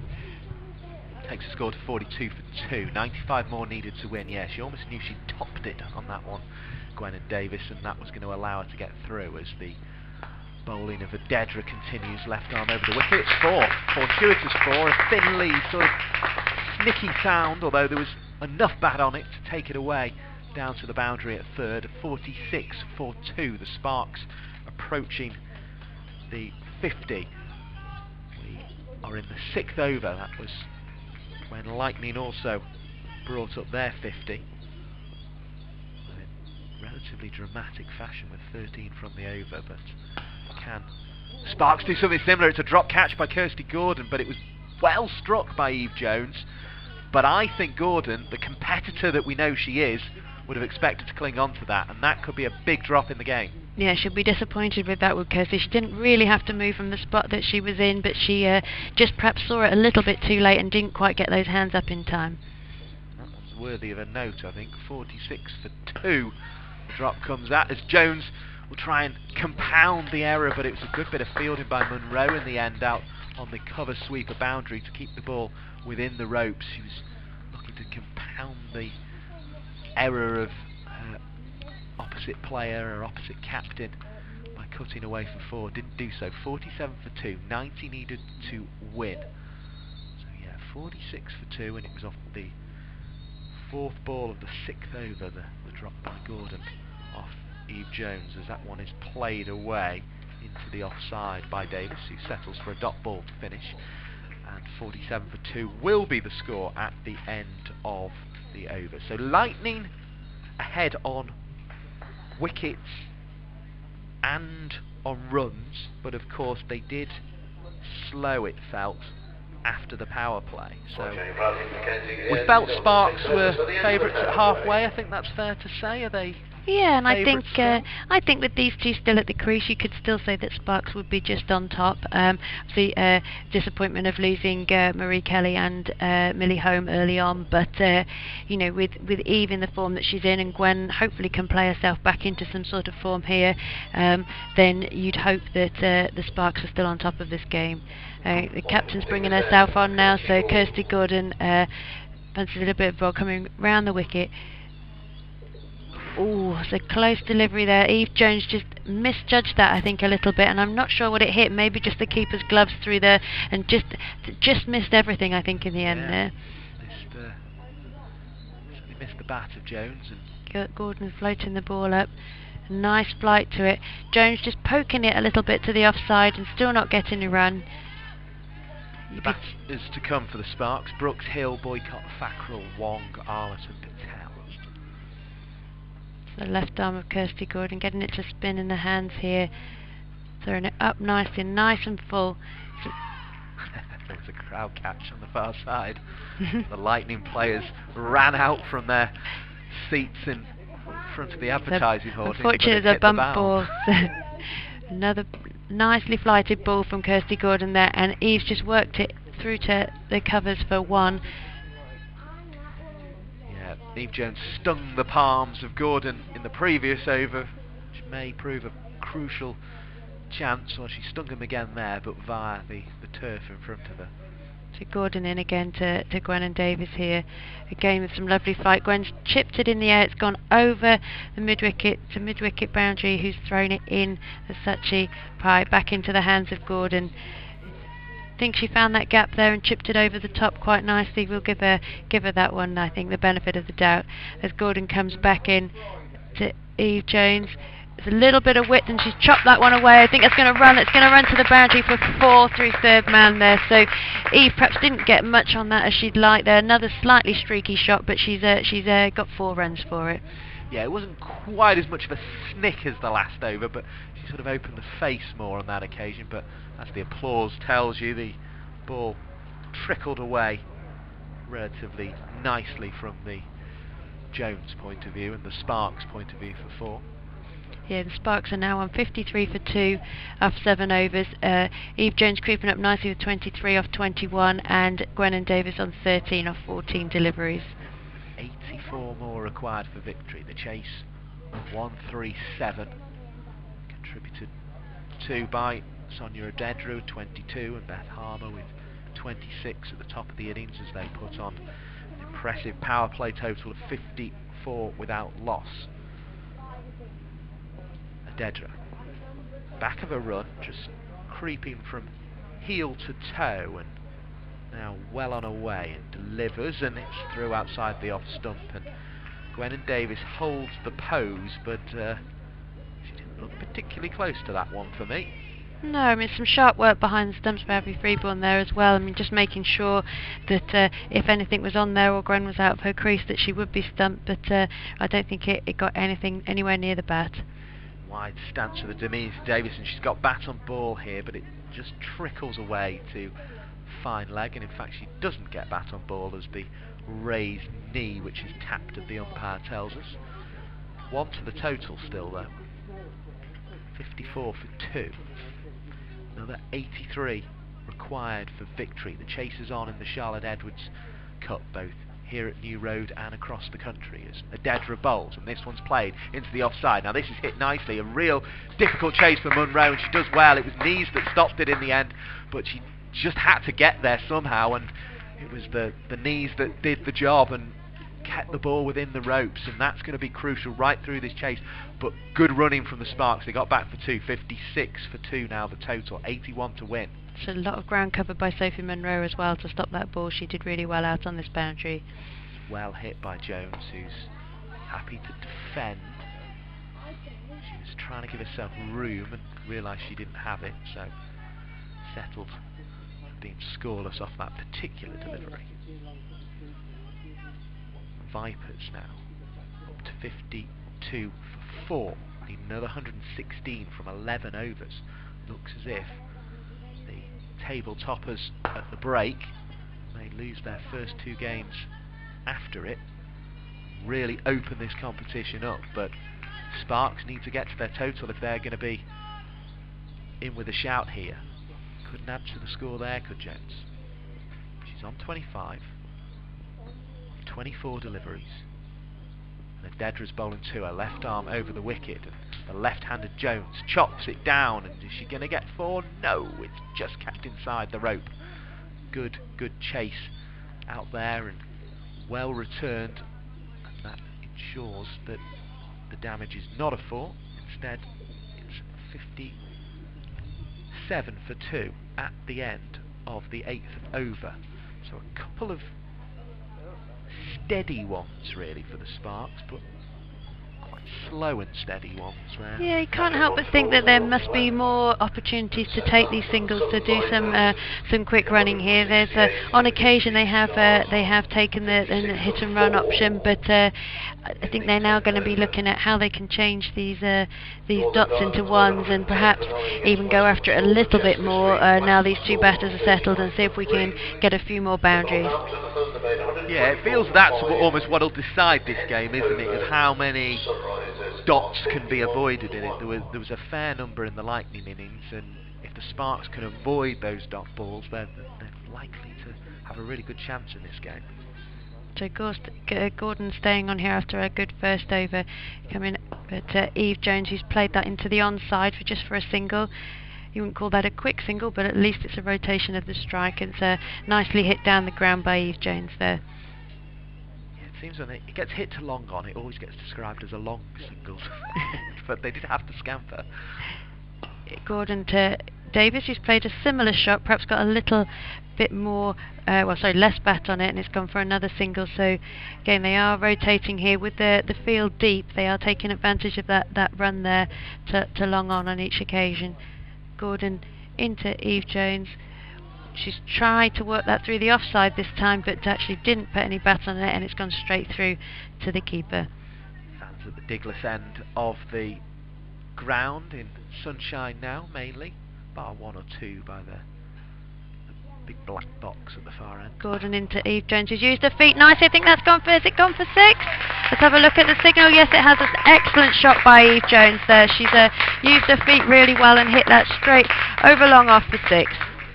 You'll remember last year when Laura McLeod came in to speak to us, she said that's what she wanted to see from Eve Jones, that option over the top. Well, she's executed it very well indeed there and got maximum value. Yeah, it's 65 for 2 now, with Gordon coming back into Eve Jones. She's gone back in her crease this time and worked it for a single to point cover area. Gwen Davis looking for a 2, but settling for the single. And this over actually has been a good rotation of the strike, and with that 6, it's been a good over so far for the Sparks. It's never a cast iron indicator, but the Duckworth Lewis Stern par score is only 56 at the moment, so they're 10 ahead of that, which would suggest the Sparks would expect to get there from here, but it can all change. So Gordon to Davis, who again has used her feet and not perhaps quite got hold of it as she'd like, but it is going still for a single. It's thrown in by Sophie Munro there, and that was a good over from the Sparks. Yeah, it's a fascinating battle this one, isn't it, between Jones and Gordon, the 2 captains here. Gordon, the competitor as always trying to find a way, but Jones had just decided that over. Right, I've got to get down here, I've got to hit this one over the top, I've got to find a boundary, at least a maximum at best, and it was the maximum she got. 67 for 2, 70 to win. Elsewhere, plenty of chases going on in the Charlotte Edwards Cup. Sunny Saturday afternoon as the run is paced out by Yvonne Graves. That excellent bit of fielding at the end of the last over, and now is into the attack. Vipers needing 110 from 9.5 overs, chasing chasing 168 to win. And there's an appeal for LBW, and in fact it's bowled just on from the pad to the stumps from Gwen and Davis. Well, she didn't have much of a look at Yvonne Graves' bowling there, and it's gone from the pads onto the stumps, and Gwen and Davis is bowled for 15, and we will wait to see the effect on the Duckworth-Lewis Stern score, but you would imagine that's going to make it a lot more difficult for the Sparks. You can't help but think, was that the right option from Gwen there? Did she need to play that shot?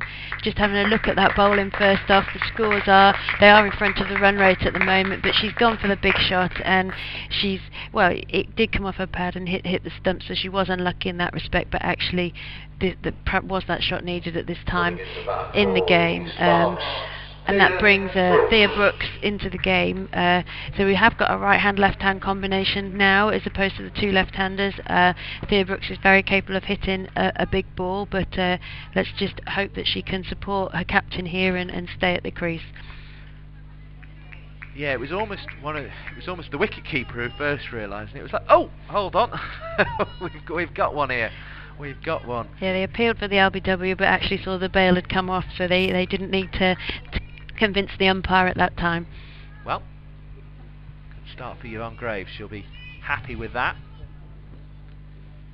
She comes over the wicket now to Thea Brooks and throws it up, and Brooks drives sweetly actually into the offside. She's going to look for two, won't quite beat the fielder on the fence. Eve Jones decides against it, that she'd like to stay at the striker's end. Hyam returns, 1 to the total, 68 for 3, 69 more required now for the Sparks to win this against the Lightning. We have a backward point, a cover point on the boundary, and an extra cover, a mid-off on the offside, and Jones is slapping it past the backward point but finding the cover point, and 1 is added to the total, 69 for 3, 68 more required as bat goes long on now for the right-hander. We also have a fielder at backward square leg, mid-wicket, and 45 in the ring as well, as Brooks can't find a way through. And the offside is backward point, cover point, extra cover, and mid-off. Yeah, Brooks sort of pushing at that one and needs to be confident here and come on the front foot. Ooh. Turns it to the leg side. Claridge can't come across to prevent the ball leaving the ring, but it doesn't cost any more runs. 70 for 3, the total goes on to 67 more to win. Chase 137. In the other group, Western Storm are now 49 for 3, something of a recovery. Need 62 more to beat the Northern Diamonds, who only made 110 today. And that was a recovery for them. Perhaps a little bit of a dodgy wicket, as that was a little bit of dodgy fielding by Sachi Pai, as that one was played out into the offside by left-handed Eve Jones for the bowling of Yvonne Graves.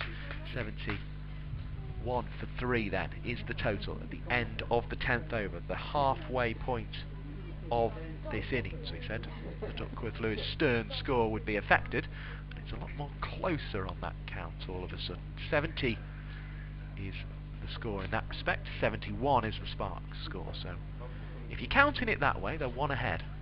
Well, 66 to win, I think, is what they will be looking at here off 10 overs, which is very achievable, especially in light of a lot of these girls. Eve Jones, the way she played in the 100, you know, this is a real gettable total. Yes. How much does it rely on the skipper, though? So Hyam in again. That's a lovely shot by Eve Jones through the cover, and it has gone for 4. It trickled away. Wasn't sure whether the fielder was going to get round there, but that's that cover drive that Eve plays so well, and that's another 4 to her total.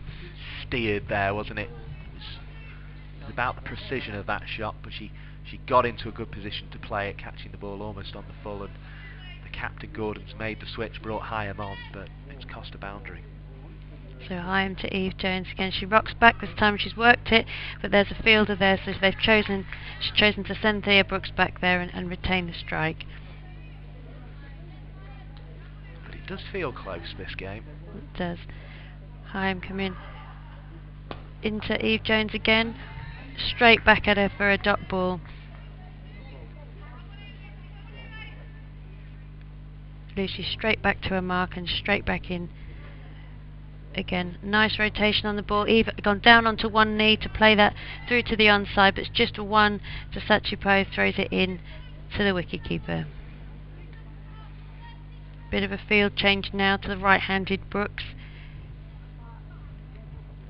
Coming across to a fine leg on the opposite side of the ground and she's sending her mid off back. They're swapping over here. Grace Ballinger swapping, coming in as a short mid off, and they've got a long on to the off spinner. In Lucy Hyam comes to Thea Brooks. That'll be a wide ball. Something very sharp and high pitched there, but I think it was the hand of Freeborn scampering down the leg side to stop that one, and did well to do so. Hyam again straight back to a mark into Thea Brooks, who plays a solid defensive shot to that ball. The non-striker Eve Jones, 41 off 35. How much of the game hinges on her at this point? You'd say a fair amount. She's the informed batter, the runs under her belt. Again, Brooks almost defending that ball, looking to push it a little bit, but not getting any runs from it. And you'd like to see Brooks be a little bit more positive here. Well, if that is the game, if it is Eve Jones, then Brooks' job's simple, isn't it? It's getting her on strike, but she just couldn't find a way with the prod there.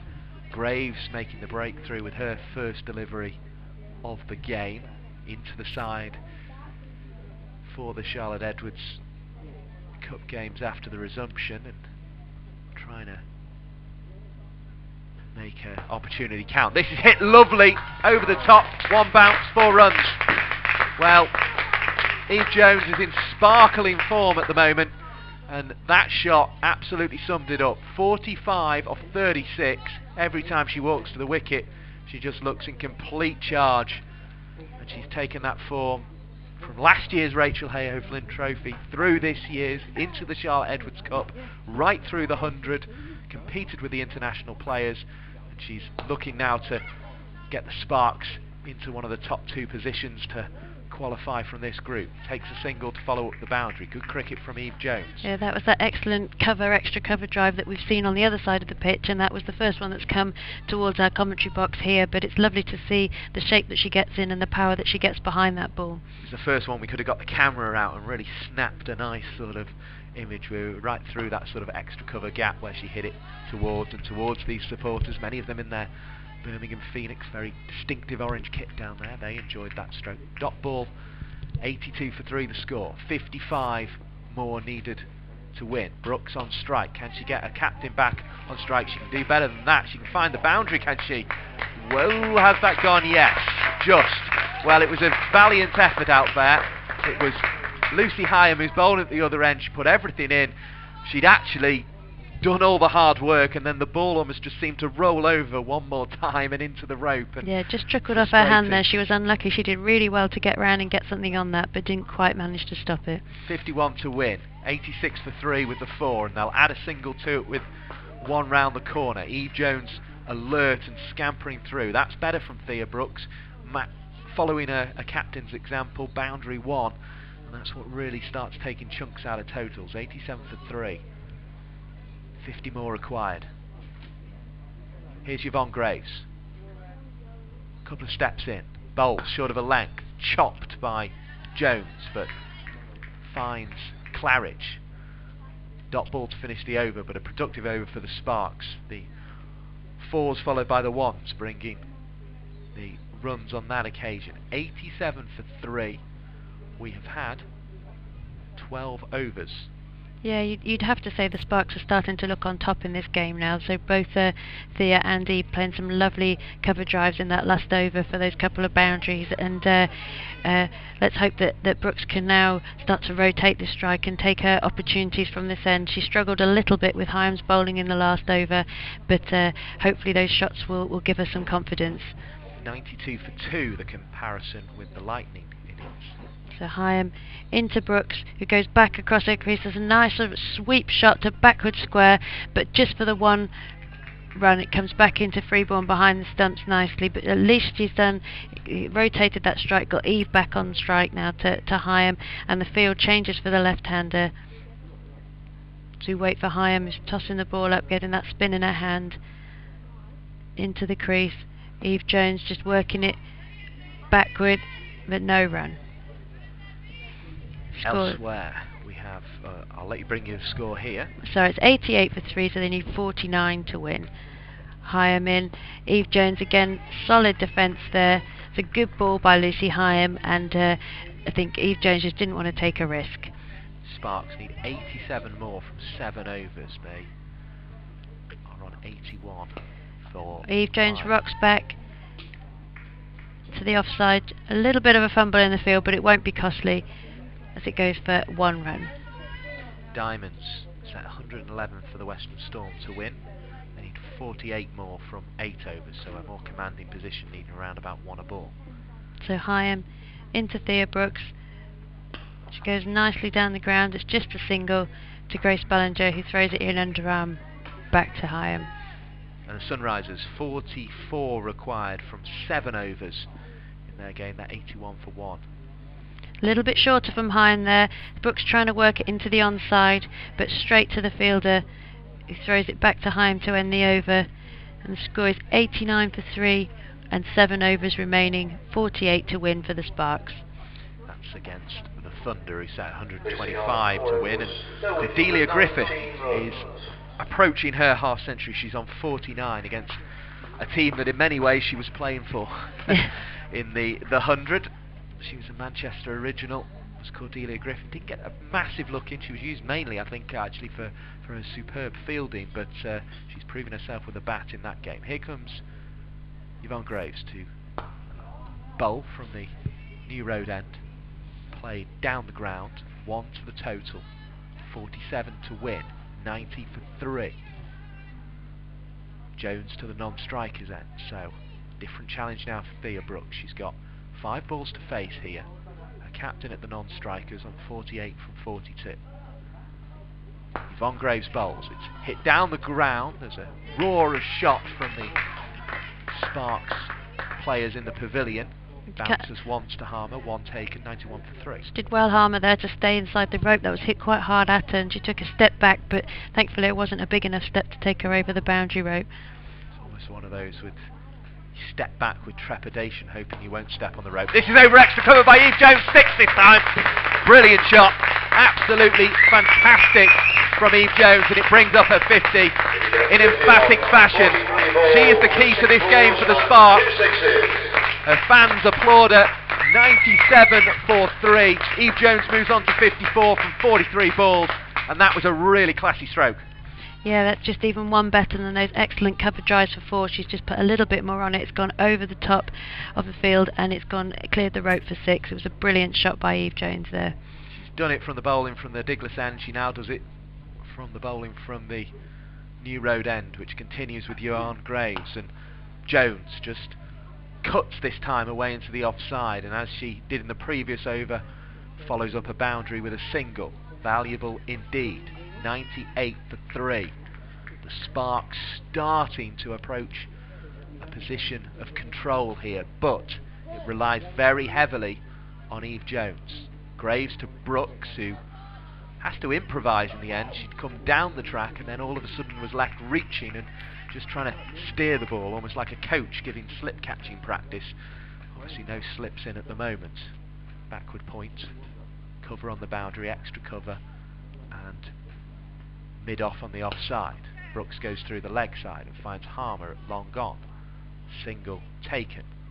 Return to Yvonne Graves, and that will be the end of the over. 98 for 3 at the end of the 14th over. 6 overs to go, and the required runs are 38. So the Sparks feel to me in control, but losing Eve Jones would be a problem.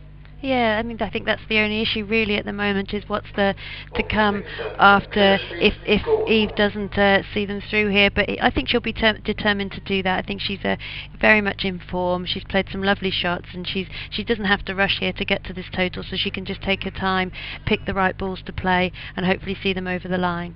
Here's the skipper. Kirsty Gordon back in, bowling at Thea Brooks, left arm over. Brooks looking to work it, not quite getting it there, but she's got the right idea there, Brooks, but not quite the right execution. So she's trying to get that quick single and rotate the strike. As Gordon comes in again to Brooks, she's got that high back lift. She's taken a big swing at it this time. It's an excellent shot. 1 bounce 4 over the cover boundary. Great shot by Thea Brooks there. It was almost as if she issued as an expletive as that ball disappeared over the infield there. It was almost as if, have that, disappear, I don't want you anywhere near me, and she just cracked that away. Really good shot. Nice positive shot by Thea there. She'll be pleased with that. Gordon comes in again, left arm. Thea's working that to just for no run into the leg side. Tough competitive cricket being played, just as Charlotte Edwards would want in the cup with their name on it. Gordon again into Brooks, who's gone a little bit harder this time. Just going to take a single to Ballinger, who doesn't pick it up cleanly. Just throwing it in from mid-off there. Just feels a little bit more confidence in the shouts from the Central Sparks players in the Graham Hick Pavilion to our right hand side. Yeah, field changes again slightly. They've got these straight boundary riders for Eve Jones here, knowing how strong she is down the ground. As Gordon comes in, Jones, see, if you don't hit it clean you can get a single there, but at least they're protecting that boundary, so that's a single to Eve Jones. Looking like another good over though. Vipers 73 needed from 5. They're heading for defeat, so that's who Sparks will be closing the gap on if they can get to the finish line here. Gordon in again at Brooks. A little bit of a faster delivery there. It's gone through Sachipai again there for a single. Ballinger, the left arm, distinctive left arm throw of Ballinger into Gordon there. Sunrisers appear to be on course to beat Thunder. Still need more than 1 a ball, 34 off 5.3, but only just. And the Northern Diamonds have picked up another wicket. Western Storm 75 for 4, chasing 111 for victory, so that's another 36 required there.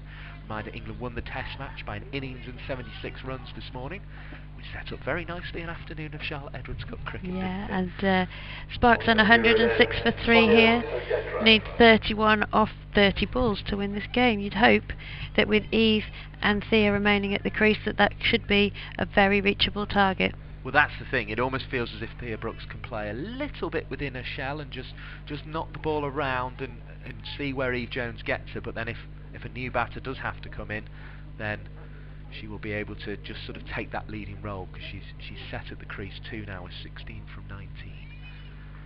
In comes a fielder to the edge of the ring, and I'll just keep an eye and see if she creeps in time. Just does as Adedra bowls. It's played into the leg side. They're looking for 2. Will they get 2? It rolls just out the ring, and Munro is quick and prevents the run. And it was a grubby throw, but a good quick one into the ground and to Sonia Adedra. Very much the style now in one-day cricket.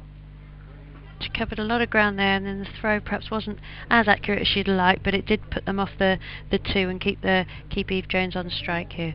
It was quick though, wasn't it? That was the crucial factor there.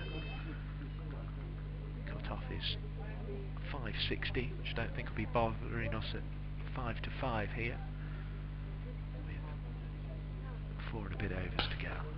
This one's cracked hard into the leg side, but there's only going to be 1 there, you would think, for Eve Jones, but 1s are good for the Sparks at this stage. They don't mind those, particularly if they can add a boundary here and there to them. 108 for 3.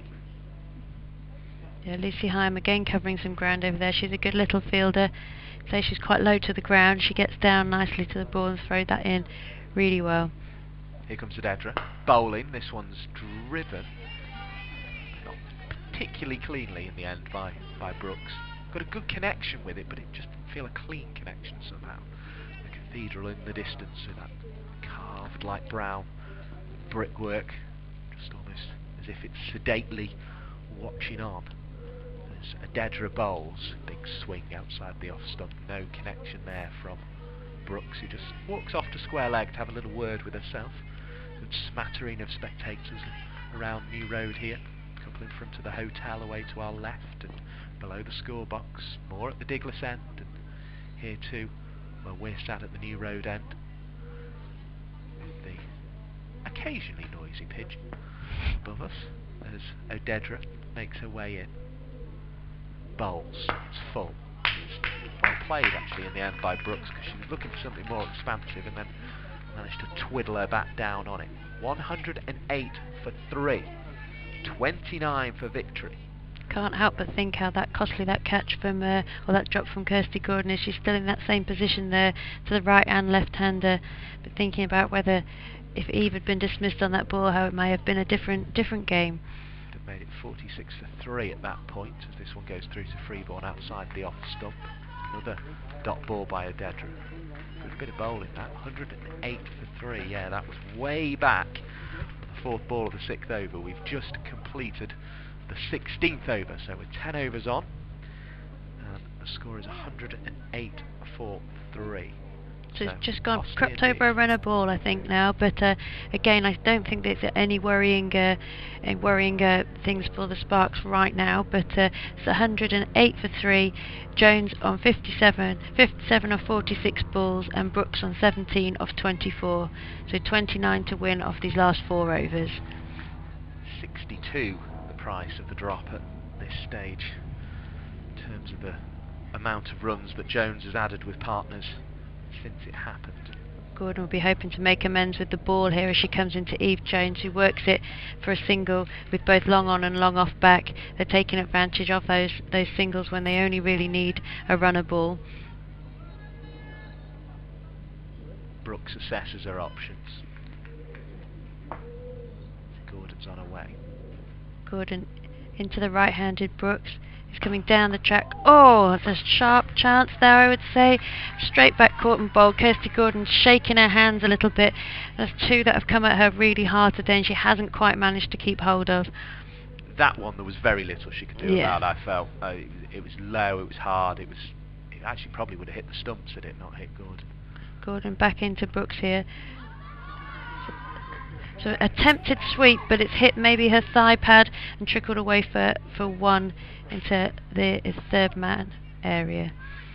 There was a question, wasn't there? But she was a long way down the track again, Thea Brooks, and I doubt that question would have received the answer Gordon was hoping for.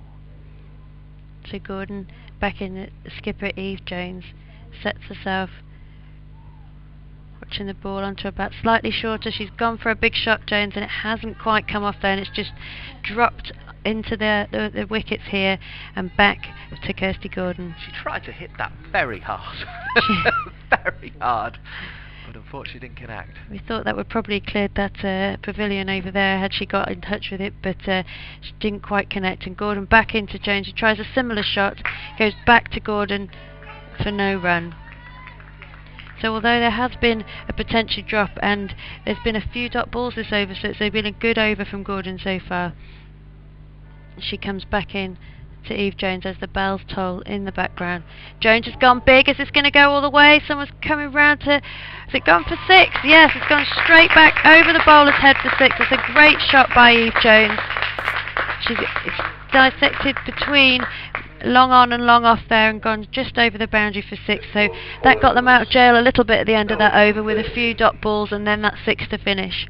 Well, Jones was looking for the maximum throughout that over. She tried a big heave into the leg side, which hadn't brought it, but the shot down the ground did.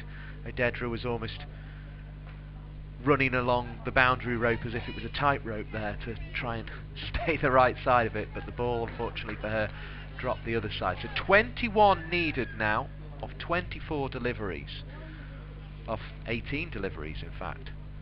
So the Sparks have a bit of work to do just to make sure they get over the line. Teresa Graves is going to come on. Kirsty Gordon talking her through what she wants, bringing in the fielder a cover from the boundary and pushing out the fielder at long off.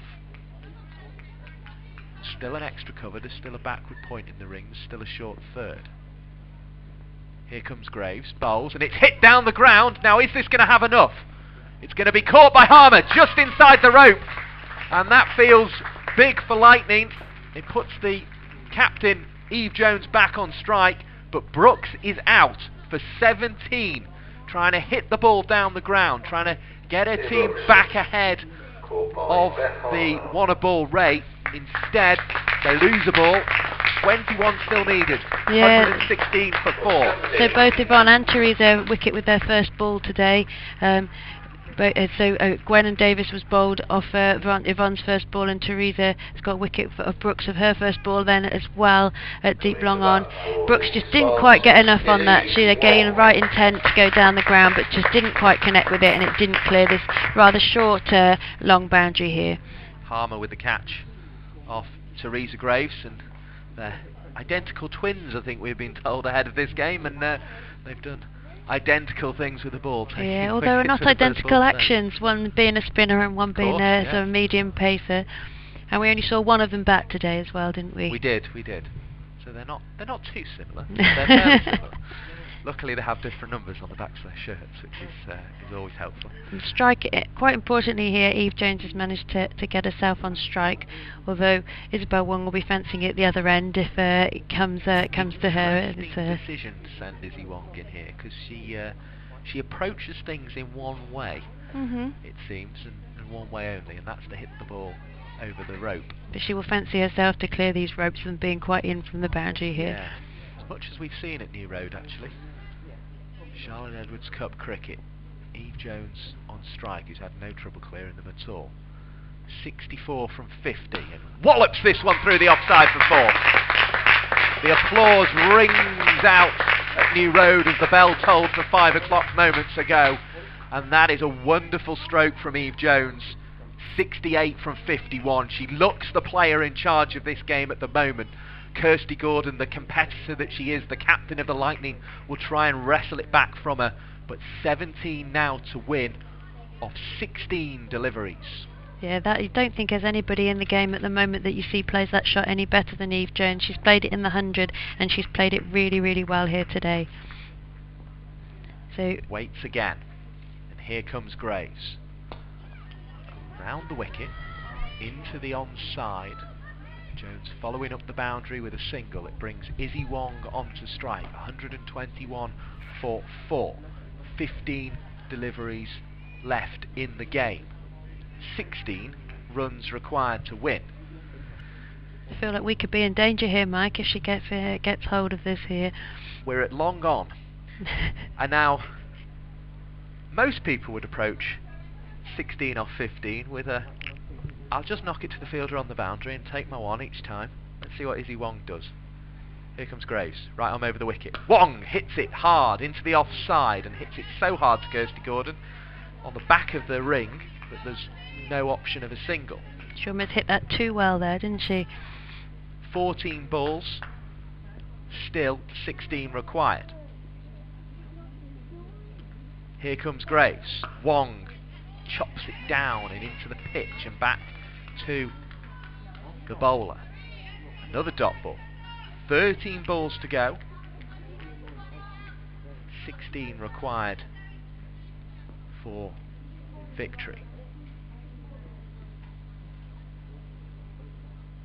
Here's Graves. New Road end. Hit in the air, high and over the top. And Izzy Wong is able to find the 6th. And that surely puts Sparks in control of this game. 10 left to win.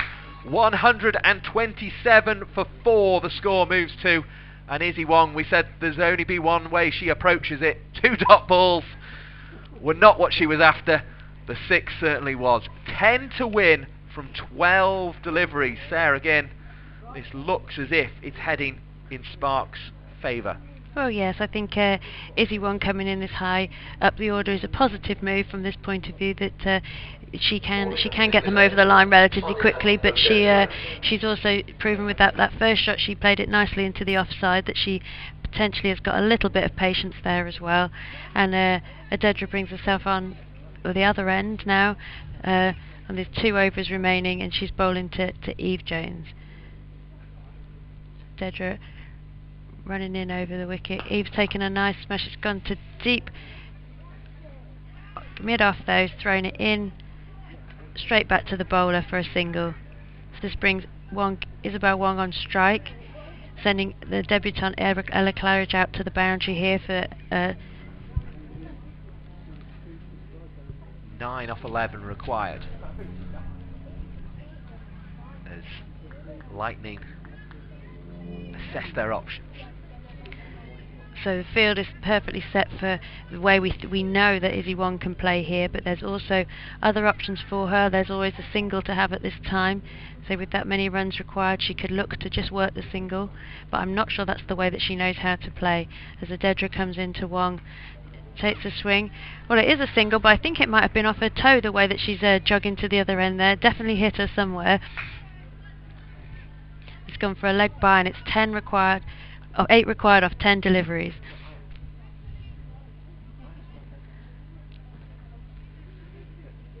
So experience all round here. Adedra's a very experienced player. Eve Jones has a lot of experience. They would have probably played together over the years. As she comes in, bowling at Jones, taking a big swing down the ground. That's all that's needed at this time. Fielded by Grace Ballinger, thrown back into Adedra. So 7 needed off 9. Siren whirs in the distance, that almost silence falls at New Road. As if this crowd is anticipating victory, but not quite sure they're definitely going to see it just yet. They should do, though. You almost think with these two long on and long off out that they actually could just hit these balls for singles to each of those to get over this total, but let's just see as Adedra comes into Izzy Wong, gives it a big shot, and there's that single, where it's actually a cover fielder that's got there. Take the runs required to 6 from 8 deliveries. So Sparks 1-3-1 for 4, just 6 runs required. So Dedra comes in to the left-handed Eve Jones.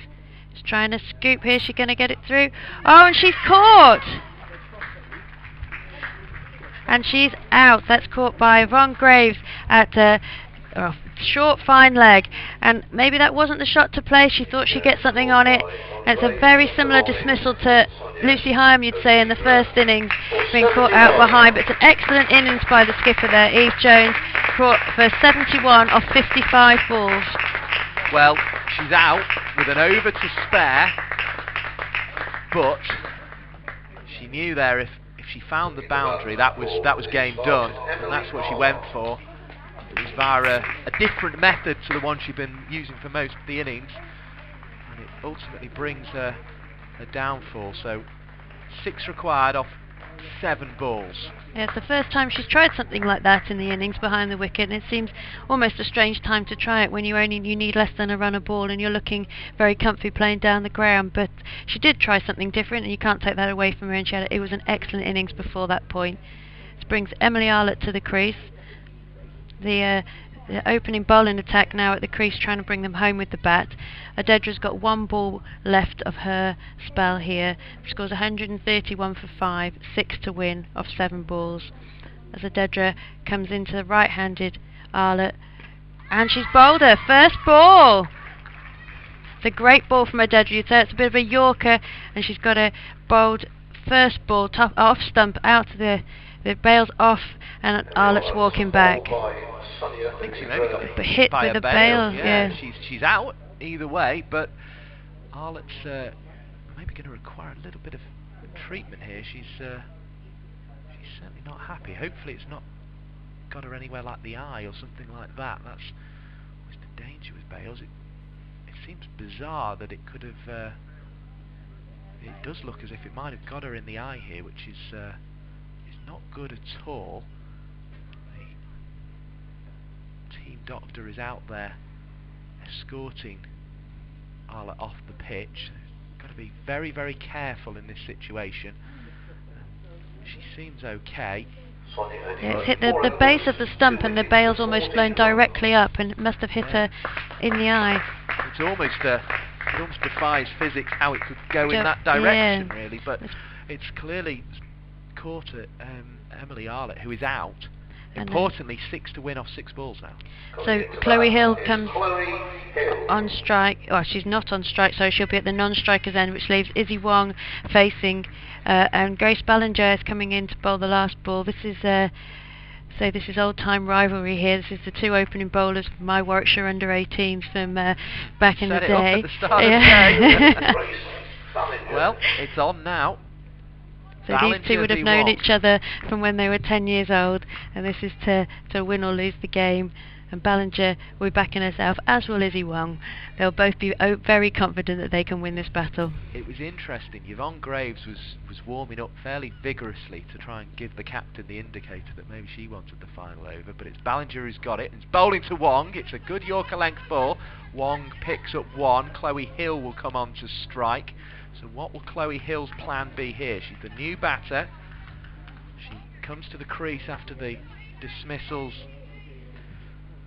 of Arlott and her captain Jones in successive deliveries. It's set up a really entertaining game. 5 needed from 5. Final over of the match. Hill's played some positive innings in this competition before. She's not a stranger to a pressure situation. She has taken the Sparks over the line on a couple of occasions. So again, she'll be positive that she can bring this home. Taps her bat very hard at the crease as she waits for Ballinger. Tries to work it leg side. Ball goes off the pad offside and a single is taken. And this is why when you get it to one a ball that it does sort of just lean in the batting side's favour, because even a shot like that didn't go where the batter wanted. They both set off, they both got to their respective ends. 137 the target. That's 4 away from 133 for 6 where the Sparks find themselves at the moment. There are 4 balls left in this game, with the backdrop of Worcester Cathedral overlooking the ground here at New Road. Ballinger bowls. It takes a chop onto the pad. The batters change ends. Chloe Hill has got there, lightning a distraught that she has. It was a very well taken signal by Chloe Hill, because Izzy Wong was looking at her going, are you sure? Are you going to get here? But Chloe Hill had just run basically as soon as Grace Ballinger had let go of the ball, and even though Wong chopped it onto her pad, it barely rolled out of her crease, but she still managed to get to the striker's end, did Chloe Hill. 3 from 3. You can't help but think if they'd have thrown at the non-strikers and hit then that Wong was nowhere to be seen, and there might have been a wicket at the other end. Now will this end with a boundary? Will Kirsty Gordon bring a field in? She's moving them round on the offside. The issue they've got, if they're at the back of the ring, they ain't going to stop these two getting between the stumps. So Ballinger really has to find a way through here. The keeper is right up as well, Abby Freeborn, as Ballinger runs in, left arm around the wicket. It's played by Hill, who's run hard and put the pressure on Gordon, who couldn't quite get down in time to the ball. 135 for 6. This is tense, ladies and gents. It's 2 needed from 2 balls. Yeah, and it's again this battle of Ballinger v Wong. I mean, Wong knows what they need to do here. She doesn't need to go big. She just needs to play the ball. There's a lot of space. There's fielders back. There's a nice space in the onside here if she can just work it. She went big in the last over, but it's not what's required now.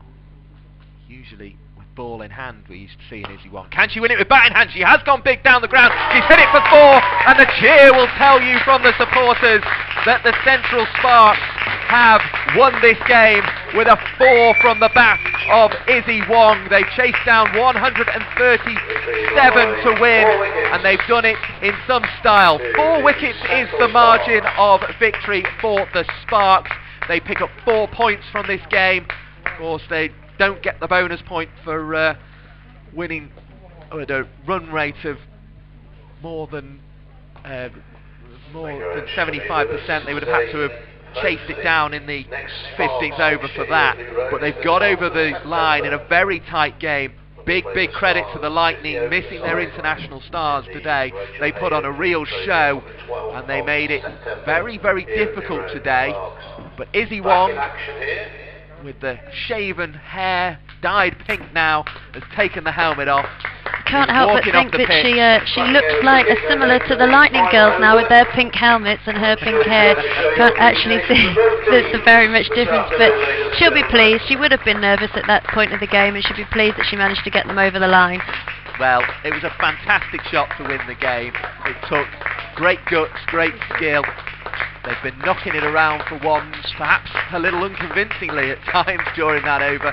Well, Izzy Wong backed herself to win that game, and she did it in fine style. The Sparks win by 4 wickets. The other Charlotte Edwards Cup games are coming to a conclusion. South East Stars have won by 20 runs in this group. we will The Western have a score very quick look at of the the Northern Diamonds table. have won It by takes 4 wickets. the Diamonds 110 for 9, Stars to Storm the 11 top for on 6. 17 points. The Vipers have the And 15 looks points like a they good started finish the at day with. Northampton. Sparks will add The Thunder another made 124 4 for points to 5 their total and will Sunrisers, be on 12. So 123 still for outside the 4. top two, The 2 to win Sarah after Ginn, 2 but balls.